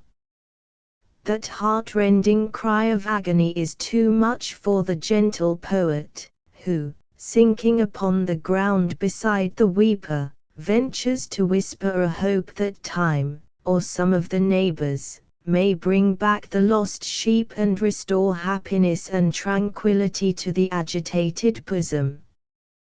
The suggestion is met with incredulous scorn and another burst of uncontrollable sorrow, amid the pauses of which Bob recounts to his sympathetic friend how, being wearied with watching the gambolling sheep, he laid himself down in the meadow to sleep, and never awoke till a blue-bottle fly, who buzzing about so tickled his eye that sleep fled away. Then he rose to his feet, and looked around for the gambolling sheep, but found they were gone he couldn't tell where, so he threw himself down in the deepest despair, bemoaning his strange unaccountable loss, and the horrible beating he'd get from the boss, when at night he went home with his sad tale of woe. He was sure he would never have courage to go. The sad tale so pathetically and ingenuously told melted the already simmering heart of the hearer, who counseled tranquility and philosophy in the words "let them alone and they'll come home," and jocularly added, as he saw a ray of hope lighting up the eye of the boy, like the first rays of the sun seen through a fog, and bring their tails behind them. The brilliant idea of their tails coming behind them instead of before them tickled the risibilities of the sympathizing friends, and for a few moments the woods echoed to their responsive mirth. The laugh did them good. The poet perceived instantly he had a theme upon which to build his verse, and hastily bidding Bob goodbye he flew exultingly to his paternal abode, rushed up the garret stairs, seized his goose quill, and amid the tumultuous beatings of his overcharged heart and throbbing brain jotted down on the instant, in all the enthusiasm of poetic fervor, the incident that had fallen under his inspired observation. Not to be too personal, and still to preserve the truthfulness of the history, he dropped a few letters from Bob Peepers' name, while, with a wonderful accuracy unknown to modern writers, he keeps to the subject of his verse, its misery, the remedy and result, and facetiously gives to the world the same cause for laughter and inspiration that he received so gratefully. The politest nation in the world. We had always considered Johnny Crapord as the pink of politeness. But we are now satisfied that Johnny Bull goes ever so far ahead of him. We have never known that Frenchman yet, who would oblige his enemies by killing himself. But the recent loss of the captain shows that the noble Englishmen are prepared to do this by wholesale. One could wish our enemies no worse luck than to have a few such captains given them. And how lavish the expenditure! It takes no end of money to get up one of those big iron-plated coffins. It is certainly a dramatic, auto the fe and a most obliging act, considered with reference to one's possible enemies. No Frenchman ever thought of such a thing. In fact, they go no further than positively declining to do anything bad with their navy. Fashionable intelligence. There was a surprise party at number 9999 23rd Street last evening. Upon returning from the opera, the proprietors found their mansion full of guests. A dry settlement. There is a little young village in Denver which rejoices in the name of Greeley. To this place came a benevolent barkeeper, bringing a cheerful stock of whiskey. Down upon his grocery came the enraged Greeleyites, and to prevent their own stomachs from being burned, they burned the building. We can imagine these very particular pioneers passing a great variety of the most astonishing laws, with various penalties. For chewing tobacco, 1 month's imprisonment; for subscribing to the NY Evening Post, death; while for the hideous misdemeanor of eating white bread, the offender would be left to the pangs of his own indigestion. Fact. Fancy, and funding.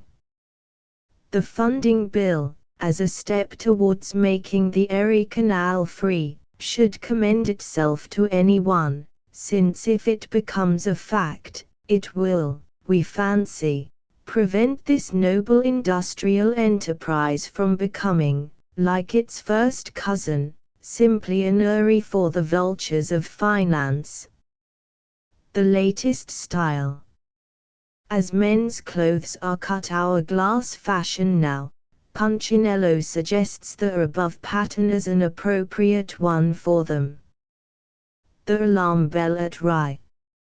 At Rye, Westchester County, a small town built near the Sound, but of a scant renown, that always to its biggest size did run at summer time, beneath a blazing sun, but rested as a town, as if to say, I'll pay no further taxes, come what may. The ancient cobbler, John, unknown to fame, so many cobblers since have borne the name, owned the great bell of all that country place. His daughter, with her tongue and lovely face, who took to soothing every kind of pain, tramped through the streets, dragging a muddy train. With kerchief blowed her horn both loud and long, and talked incessantly of every wrong, kept her tongue wagging, until right was done. Thus did the daughter of old cobbler John. What mighty good this burgh of that borough did! While her tongue lasted, she had never hid. Suffice it that, as all things must decay, the fleshy tongue at length was worn away. She mouthed it for a while, and people dreamed of golden days before this bell had screamed, loaded and beat their horses at their ease, drove thorn with wounded backs and broken knees, turned turtles over, and tortured clams, murdered trichina, when they boiled their hams. Till one, a doctor, who was passing by, struck by the horrors going on in Rye, cut from a calf, that yet was very young, and kindly gave unto the bell a tongue. By chance it happened that in Rye town dwelt a German grocer, and his wife, a Celt, who loved his lager and his pretzels too. His wife was partial to the morning dew. But, when we fell into these troublous times, he cared for nothing but to save his dimes. He had a donkey, that would sometimes go just as the donkey chanced to feel, which he would ride, whenever his brigade was ordered to the streets for a parade. But as the times got hard, he'd loudly swear the oats that donkey ate he could not spare. At length he said, I'll turn him out, Why got? Looked at his wife and to her said, why not? Let him go eat upon the public ways, I want him only for the training days. So the poor donkey had to feed on thistles, until his hair became like unto bristles. One afternoon, when everybody slept except the bell, out from her house she crept, and met the donkey, walking on the way. He smelled the calf and thought to have some play. Kicked up his heels, a grating bray did utter, and laid the bell a-rolling in the gutter. She raised a mighty shout, she raised a squeal, and loudly her persistent tongue did peal, and this did seem the burden of her song, some chap hath done a wrong, hath done a wrong. Meanwhile from street and lane a noisy crowd of vagabonds and urchins, shouting loud, gathered around the poor, bedraggled squealer, until at length there came a stout repealer, who forthwith told the bell her cries to cease, and took her to a justice of the peace. The justice heard the story of the bell, and looking wise and grave, he said, "'Tis well, bring me the old Dutchman." The grocer brought, shaking with fear, then stood before the court.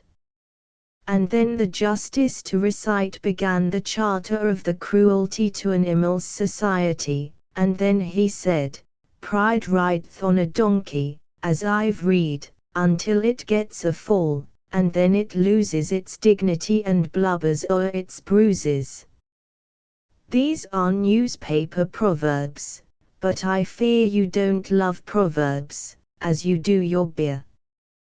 Just take that donkey and give him a note, and don't show up until you've brushed his coat. The grocer left disgusted, took the brute, and all the people then at him did hoot. The cobbler heard and almost split his knee, he took it for the lapstone in his glee. "Church bells," quoth he, "but ring us to the mass. My bell hath gone and saved a starving ass, and this shall make, when put in jingling rhyme, the bell of Rye all famous for all time." A cheerful subject. According to an Ohio paper, a double child has been born to a couple named Finley, in Morrow County. It is, so to speak, a double-ender, being provided with a supplementary head at the point where the feet are usually situated. The child is a female, and a very curious amendment to the 16th Amendment, since, should it arrive at woman's estate, it will, of course, be entitled to a double vote. How will it be should one end go Republican and the other Democratic? To send a duplex woman into the world seems to be a very unnecessary freak of nature, seeing that there is enough of duplicity in womankind already. Homeopathic politics. The Citizens Association, finding that their sands of life are nearly run out, are now advertising privately for some fresh candidates, who for a salary will undertake to cure the ringworms of the body politic by their pimple prescription of substitution, or putting yourself in their place, which is a political modification of the law in homeopathic medicine, simile similibus erranter, or in morals, set a rogue to catch a rogue. Clearing out sale. A.T. Stewart & Co. are offering unprecedented bargains in cloaks, sacks, Arabs, tile mass, shawls and mantles, real Astrakhan cloaks at $20, $22, and $25. Last year's prices, $40 and $45. Cloths, cloakings, velveteens, cloak silk velvets, millinery velvets, and see new goods just received, at prices much below the cost of the same qualities sold last year. Broadway, 4th Avenue 9th and 10th Streets. Punchinello. The first number of this illustrated humorous and satirical weekly paper was issued under date of the 2nd of April, 1870. The press and the public in every state and territory of the Union endorse it as the best paper of the kind ever published in America. Contents entirely original. Subscription for 1 year, with $2 premium, $4 6 months, without premium. 2.003 months. 1.00 single copies mailed free. 4. 10. We offer the following elegant premiums of L. Prang and Company's chromos for subscriptions as follows: a copy of paper for 1 year, and The Awakening, a litter of puppies. Half chromo. Size 8-3/8 by 11-1/8, $2 picture, $4 a copy of paper for 1 year and either of the following $3 chromos, Wild Roses. 12-1/8x9. Dead Game. 11-1/8x8-3/8. Easter Morning. 6-3/4x10-1/4, $5 a copy of paper for 1 year and either of the following $5 chromos, Group of Chickens, Group of Ducklings, Group of Quails. Each 10x12-1/8. The Poultry Yard. 10-1/8x14. The Barefoot Boy, Wild Fruit. Each 9-3/4x13. Pointer and Quail, Spaniel and Woodcock. 10x12, $4. $6.50 a copy of paper for 1 year and either of the following $6 chromos, The Baby in Trouble, The Unconscious Sleeper, The Two Friends. Dog and Child. Each 13x16-1/4. Spring, Summer, Autumn. 12-7/8x16-1/8. The Kids Playground. 11x17-1/2, $4, $7 a copy of paper for 1 year and either of the following $7.50 chromos, Strawberries and Baskets. Cherries and Baskets. Currants. Each 13x18. Horses in a Storm. 22-1/4x15-1/4. 6 Central Park Views. A set. 9-1/8x4-1/2, $4, $8 a copy of paper for 1 year and 6 American landscapes. A set. 4-3/8x9, price $9.00, $4, $9 a copy of paper for 1 year and either of the following $10 chromos, Sunset in California. Bierstadt, 18-1/2x12 Easter morning. 14x21. Correggio's Magdalene. 12-1/4x16-3/8.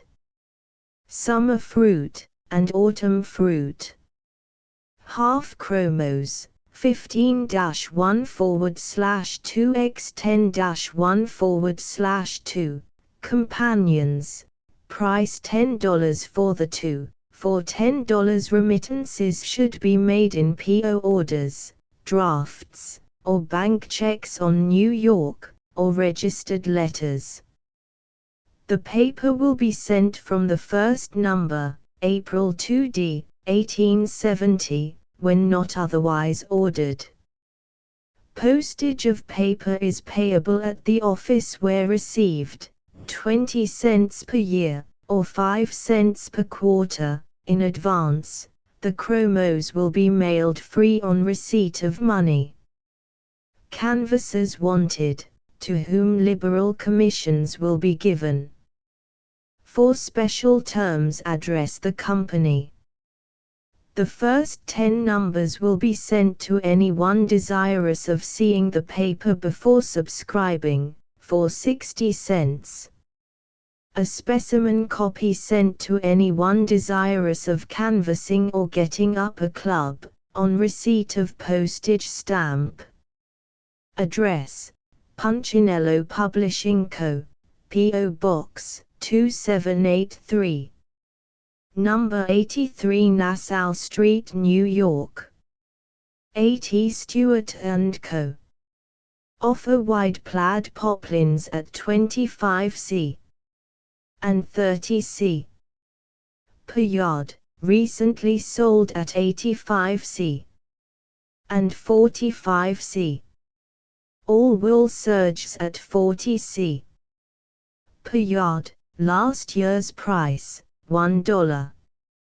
High-colored basket cloths, 75c per yard, last year's jobbing price, $1.25. Double width, all wool plaids, 64 inches wide, at $1.60 per yard, last year's jobbing price, $2.25.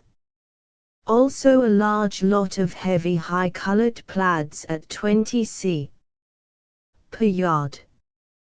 The above, with a great variety of other choice styles at equally low prices, are exhibited in the center section on the 40th Ave side. Strangers, the residents of the eastern part of our city, and those of our neighboring cities, are respectfully invited to examine Broadway, 4th Avenue 9th and 10th Streets. What we are coming to. Cook, negotiating for situation. Well, it'll be necessary for me to have a photograph of your wife, and a recommendation from your last cook. The Printing House of the United States and the United States Envelope Manufactory. George F. Nesbitt & Co. 163,165,167,169 Pearl Street, and 73,75,77,79 Pine Street, New York. Execute all kinds of printing, furnish all kinds of stationery, make all kinds of blank books, execute the finest styles of lithography, makes the best and cheapest envelopes ever offered to the public. They have made all the prepaid envelopes for the United States Post Office Department for the past 16 years, and have invariably been the lowest bidders.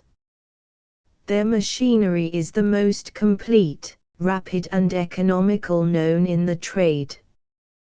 Travelers west and southwest should bear in mind that the ERIE railway is by far the cheapest, quickest, and most comfortable route, making direct and sure connection at Cincinnati, with all lines by rail or river for New Orleans, Louisville, Memphis, St. Louis, Vicksburg, Nashville, Mobile, and all points south and southwest.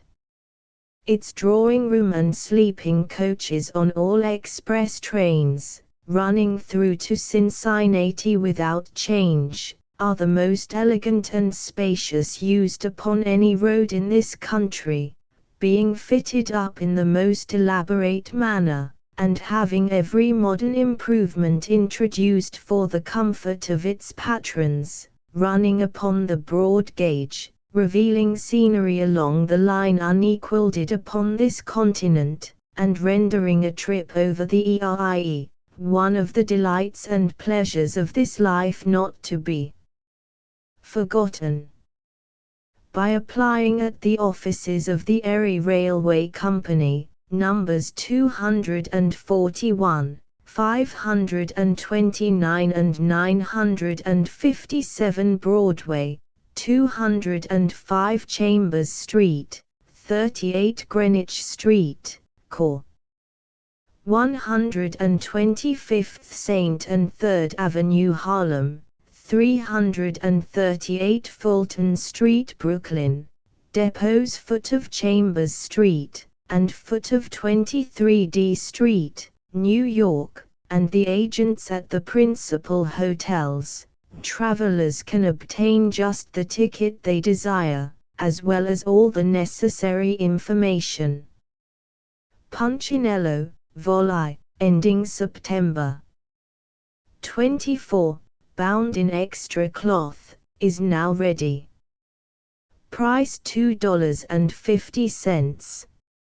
Sent free by any publisher on receipt of price, or by Punchinello Publishing Company, 83 Nassau Street, New York. The News Store of Lord and Taylor, Cor. of Broadway and 20th Street, New York. This superb building will be devoted to retail purposes, where every description of dry goods, from the necessary and convenient to the most elegant and fashionable, will attract a multitudinous throng, and add even a new attraction to the brilliancy of Broadway in the most delightful part of the thoroughfare. Besides an immense trade extending to all parts of the United States, Lord and Taylor deal largely in carpets and oilcloths, in upholstery and house furnishing goods, and especially in trousseau, cloaks, and ladies' furnishing goods of all kinds, in which, perhaps, their business is heavier than that of any other house in the city. The furnishing of hotels and steamboats is one of their specialties. The headquarters of their wholesale trade is at the Old Broadway and Grand Street store, while their stock of carpets and oilcloths is mainly limited to the Grand and Christie Street establishment. Since the organization of the firm, 5 partners have retired with fortunes, to make room for younger men, thus affording opportunities for others to profit by the experience and success of the house. These changes have also had the effect to maintain the original vigor of the firm without detaching from the maturity of judgment that has marked its operations. Some idea of the magnitude of the business of the house may be inferred from the fact that the payroll contains the names of more than 1,000 persons. G.O. W. Wheat & Co., Printers, No. 8 Spruce Street. ******* End of the Project Gutenberg ebook Punchinello, Volume 2, No. 34, the 19th of November, 1870 *******. Updated editions will replace the previous one. The old editions will be renamed. Creating the works from print editions not protected by U.S. copyright law means that no one owns a United States copyright in these works, so the Foundation, and you, can copy and distribute it in the United States without permission and without paying copyright royalties.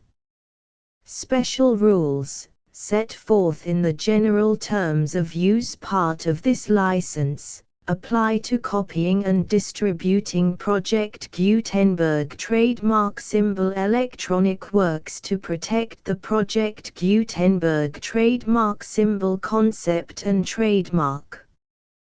Project Gutenberg is a registered trademark, and may not be used if you charge for an ebook, except by following the terms of the trademark license, including paying royalties for use of the Project Gutenberg trademark. If you do not charge anything for copies of this ebook, complying with the trademark license is very easy. You may use this ebook for nearly any purpose such as creation of derivative works, reports, performances and research.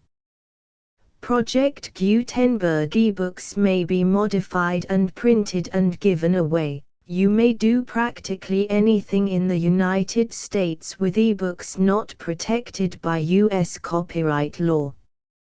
Redistribution is subject to the trademark license, especially commercial redistribution. Start. Full license. The full Project Gutenberg license. Please read this before you distribute or use this work to protect the Project Gutenberg trademark symbol mission of promoting the free distribution of electronic works. By using or distributing this work, or any other work associated in any way with the phrase Project Gutenberg, you agree to comply with all the terms of the full Project Gutenberg trademark symbol license available with this file or online at www.gutenberg.org/license. Section 1. General Terms of Use and Redistributing Project Gutenberg Trademark Symbol Electronic Works 1.0. By reading or using any part of this Project Gutenberg trademark symbol electronic work, you indicate that you have read, understand, agree to and accept all the terms of this license and intellectual property, trademark/copyright, agreement. If you do not agree to abide by all the terms of this agreement, you must cease using and return or destroy all copies of Project Gutenberg trademark symbol electronic works in your possession. If you paid a fee for obtaining a copy of or access to a Project Gutenberg trademark symbol electronic work and you do not agree to be bound by the terms of this agreement, you may obtain a refund from the person or entity to whom you paid the fee as set forth in paragraph 1.e.8. 1.b Project Gutenberg is a registered trademark. It may only be used on or associated in any way with an electronic work by people who agree to be bound by the terms of this agreement. There are a few things that you can do with most Project Gutenberg trademark symbol electronic works even without complying with the full terms of this agreement. See paragraph 1.c below. There are a lot of things you can do with Project Gutenberg trademark symbol electronic works if you follow the terms of this agreement and help preserve free future access to Project Gutenberg trademark symbol electronic works.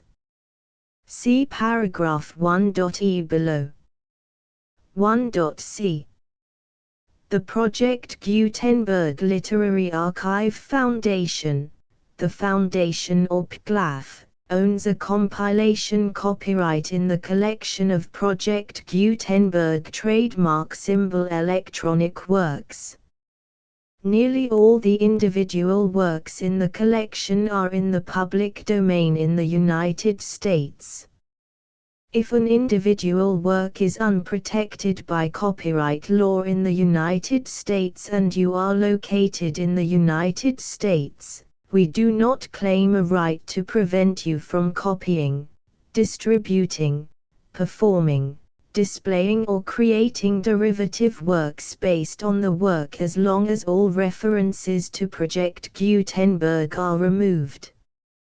Of course, we hope that you will support the Project Gutenberg trademark symbol mission of promoting free access to electronic works by freely sharing Project Gutenberg trademark symbol works in compliance with the terms of this agreement for keeping the Project Gutenberg trademark symbol name associated with the work.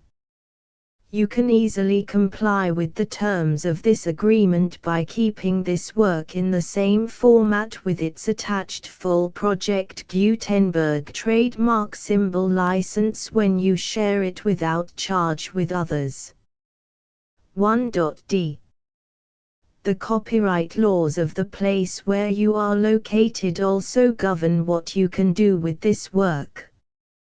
Copyright laws in most countries are in a constant state of change. If you are outside the United States, check the laws of your country in addition to the terms of this agreement before downloading, copying, displaying, performing, distributing or creating derivative works based on this work or any other Project Gutenberg trademark symbol work. The Foundation makes no representations concerning the copyright status of any work in any country other than the United States. 1.e. Unless you have removed all references to Project Gutenberg. 1.e.1. The following sentence, with active links to, or other immediate access to, the full Project Gutenberg trademark symbol license must appear prominently whenever any copy of a Project Gutenberg trademark symbol work, any work on which the phrase Project Gutenberg appears, or with which the phrase Project Gutenberg is associated, is accessed, displayed, performed, viewed, copied or distributed. This ebook is for the use of anyone anywhere in the United States and most other parts of the world at no cost and with almost no restrictions whatsoever. You may copy it, give it away or reuse it under the terms of the Project Gutenberg license included with this ebook or online at www.gutenberg.org. If you are not located in the United States, you will have to check the laws of the country where you are located before using this ebook. 1.e.2. If an individual Project Gutenberg trademark symbol electronic work is derived from texts not protected by U.S. copyright law, does not contain a notice indicating that it is posted with permission of the copyright holder, the work can be copied and distributed to anyone in the United States without paying any fees or charges. If you are redistributing or providing access to a work with the phrase Project Gutenberg associated with or appearing on the work, You must comply either with the requirements of paragraphs 1.e.1 through 1.e.7 or obtain permission for the use of the work and the Project Gutenberg trademark symbol trademark as set forth in paragraphs 1.e.8 or 1.e.9. 1.e.3. If an individual Project Gutenberg trademark symbol electronic work is posted with the permission of the copyright holder, your use and distribution must comply with both paragraphs 1.e.1 through 1.e.7 and any additional terms imposed by the copyright holder.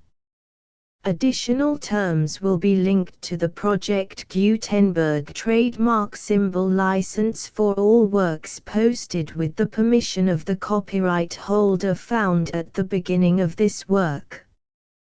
1.e.4.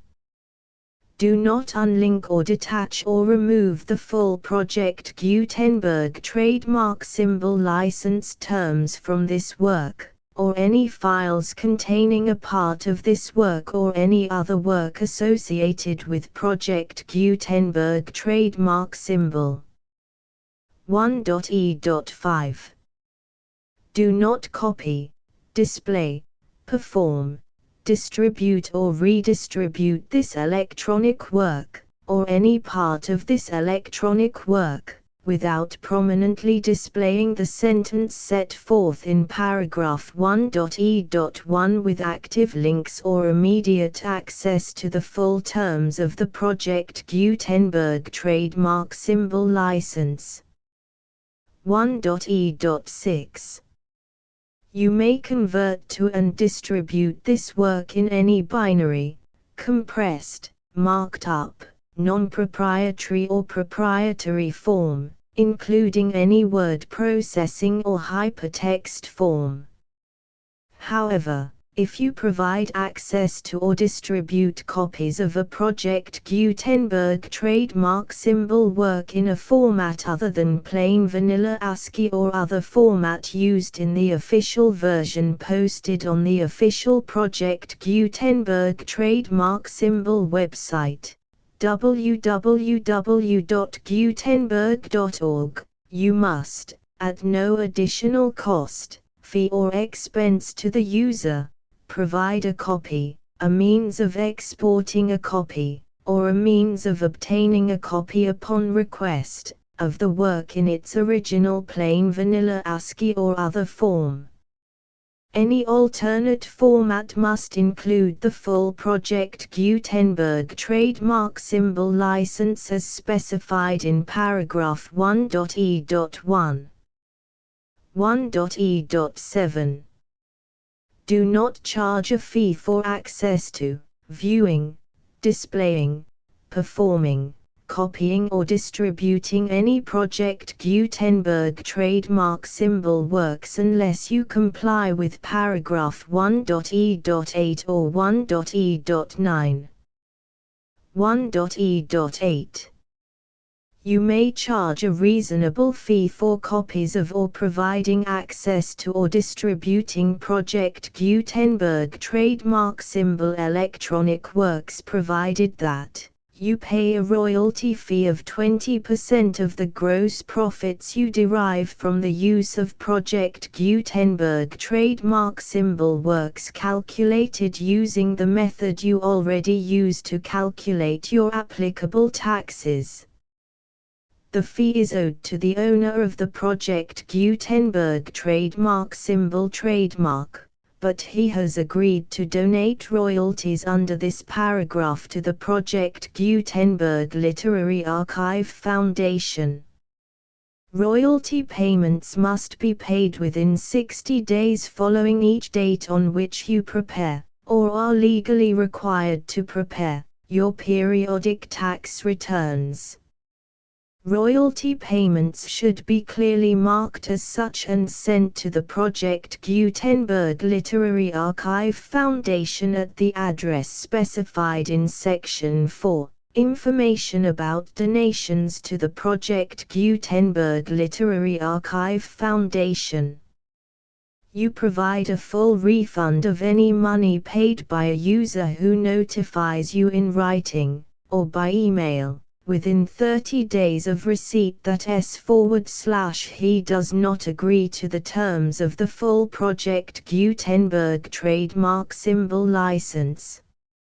You must require such a user to return or destroy all copies of the works possessed in a physical medium and discontinue all use of and all access to other copies of Project Gutenberg trademark symbol works. You provide, in accordance with paragraph 1.f.3, a full refund of any money paid for a work or a replacement copy, if a defect in the electronic work is discovered and reported to you within 90 days of receipt of the work. You comply with all other terms of this agreement for free distribution of Project Gutenberg trademark symbol works. 1.e.9. If you wish to charge a fee or distribute a Project Gutenberg trademark symbol electronic work or group of works on different terms than are set forth in this agreement, you must obtain permission in writing from the Project Gutenberg Literary Archive Foundation, the manager of the Project Gutenberg trademark symbol trademark. Contact the Foundation as set forth in Section 3 below. 1.f1.f.1. Project Gutenberg volunteers and employees expend considerable effort to identify, do copyright research on, transcribe and proofread works not protected by U.S. copyright law in creating the Project Gutenberg trademark symbol collection. Despite these efforts, Project Gutenberg trademark symbol electronic works, and the medium on which they may be stored, may contain defects such as, but not limited to, incomplete, inaccurate or corrupt data, transcription errors, a copyright or other intellectual property infringement, a defective or damaged disk or other medium, a computer virus, or computer codes that damage or cannot be read by your equipment. 1.f.2.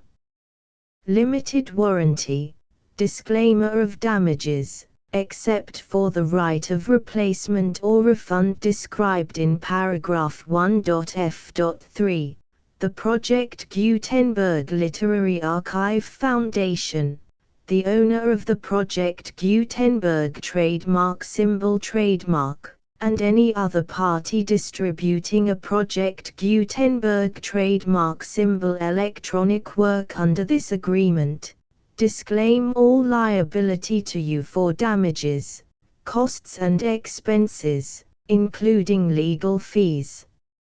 You agree that you have no remedies for negligence, strict liability, breach of warranty or breach of contract except those provided in paragraph 1.f.3.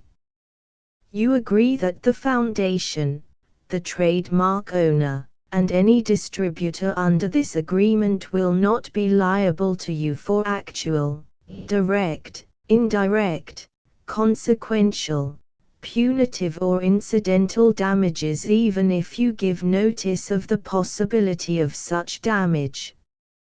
1.f.3. Limited right of replacement or refund. If you discover a defect in this electronic work within 90 days of receiving it, you can receive a refund of the money, if any, you paid for it by sending a written explanation to the person you received the work from. If you received the work on a physical medium, you must return the medium with your written explanation. The person or entity that provided you with the defective work may elect to provide a replacement copy in lieu of a refund. If you received the work electronically, the person or entity providing it to you may choose to give you a second opportunity to receive the work electronically in lieu of a refund.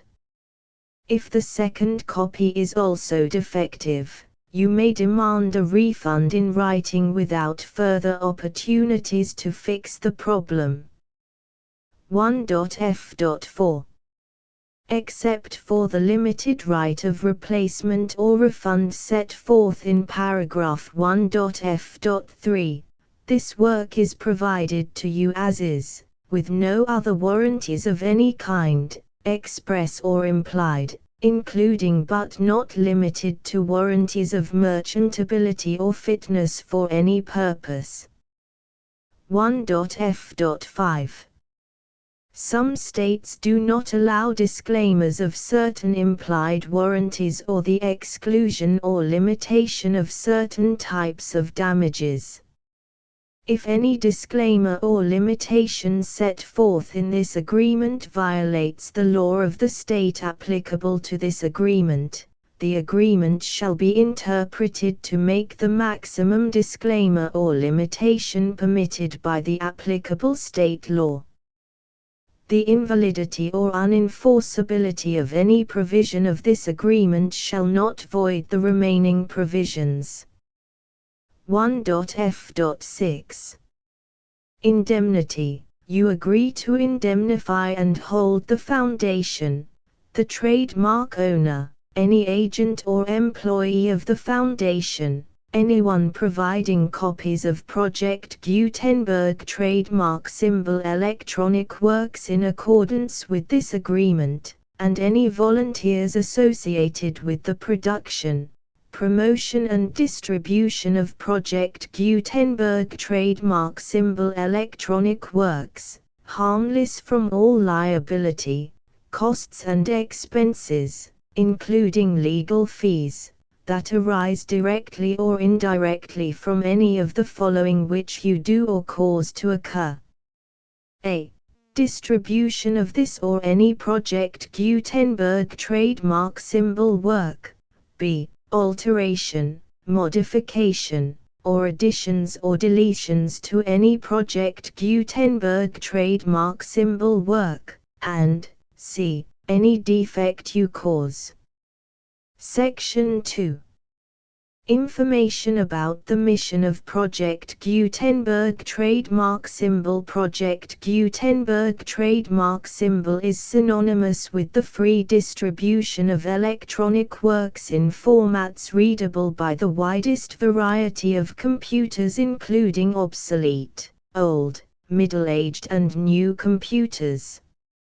It exists because of the efforts of hundreds of volunteers and donations from people in all walks of life.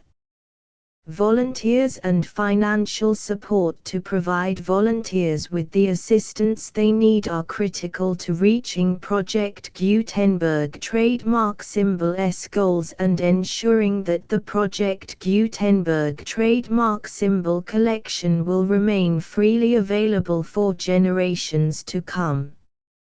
In 2001, the Project Gutenberg Literary Archive Foundation was created to provide a secure and permanent future for Project Gutenberg trademark symbol and future generations.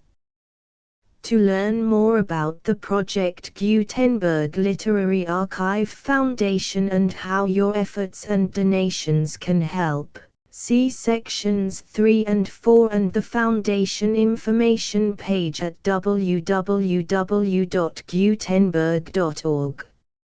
Section 3.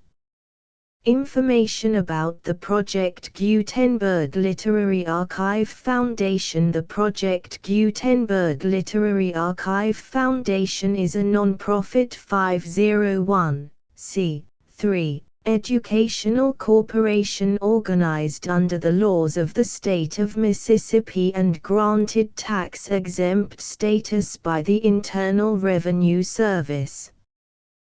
The Foundation's IN or Federal Tax Identification Number is 64-6221541.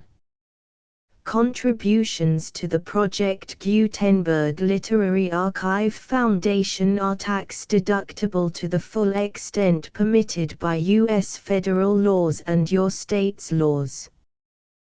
The Foundation's business office is located at 809 North 1500 West, Salt Lake City, UT 84116, 801-596-1887.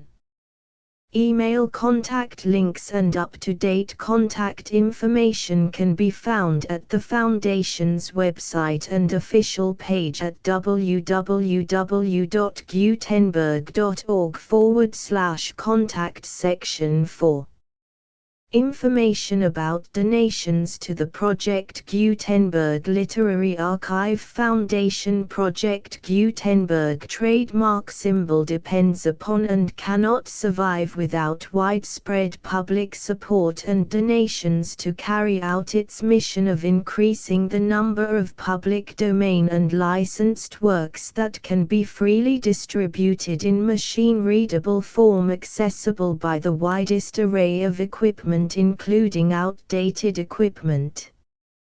Many small donations, $1 to $5,000, are particularly important to maintaining tax-exempt status with the IRS. The Foundation is committed to complying with the laws regulating charities and charitable donations in all 50 states of the United States. Compliance requirements are not uniform and it takes a considerable effort, much paperwork and many fees to meet and keep up with these requirements.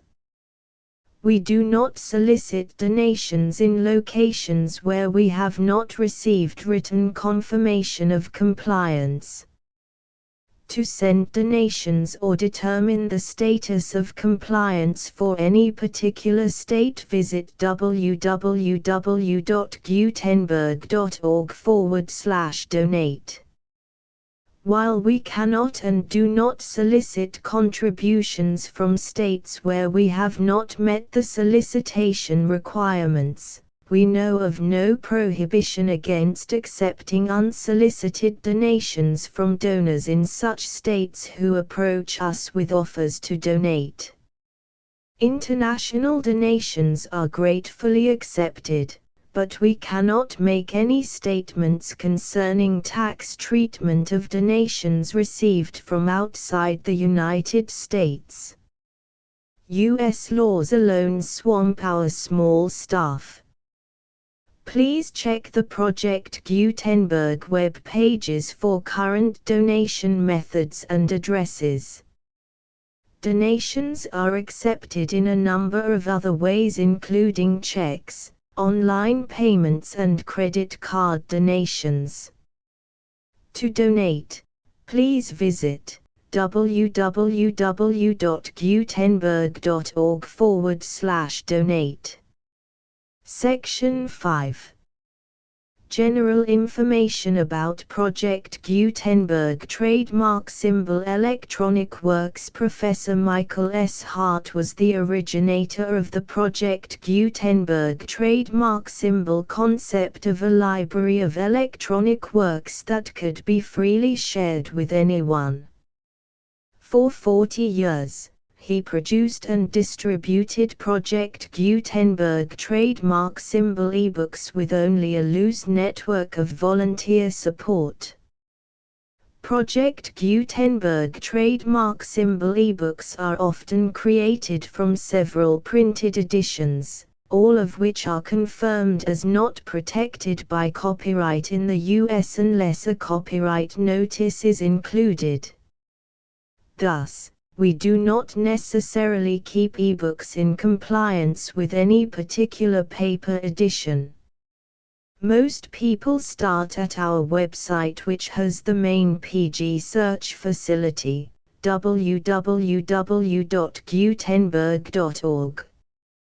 This website includes information about Project Gutenberg trademark symbol, including how to make donations to the Project Gutenberg Literary Archive Foundation, how to help produce our new ebooks, and how to subscribe to our email newsletter to hear about new ebooks.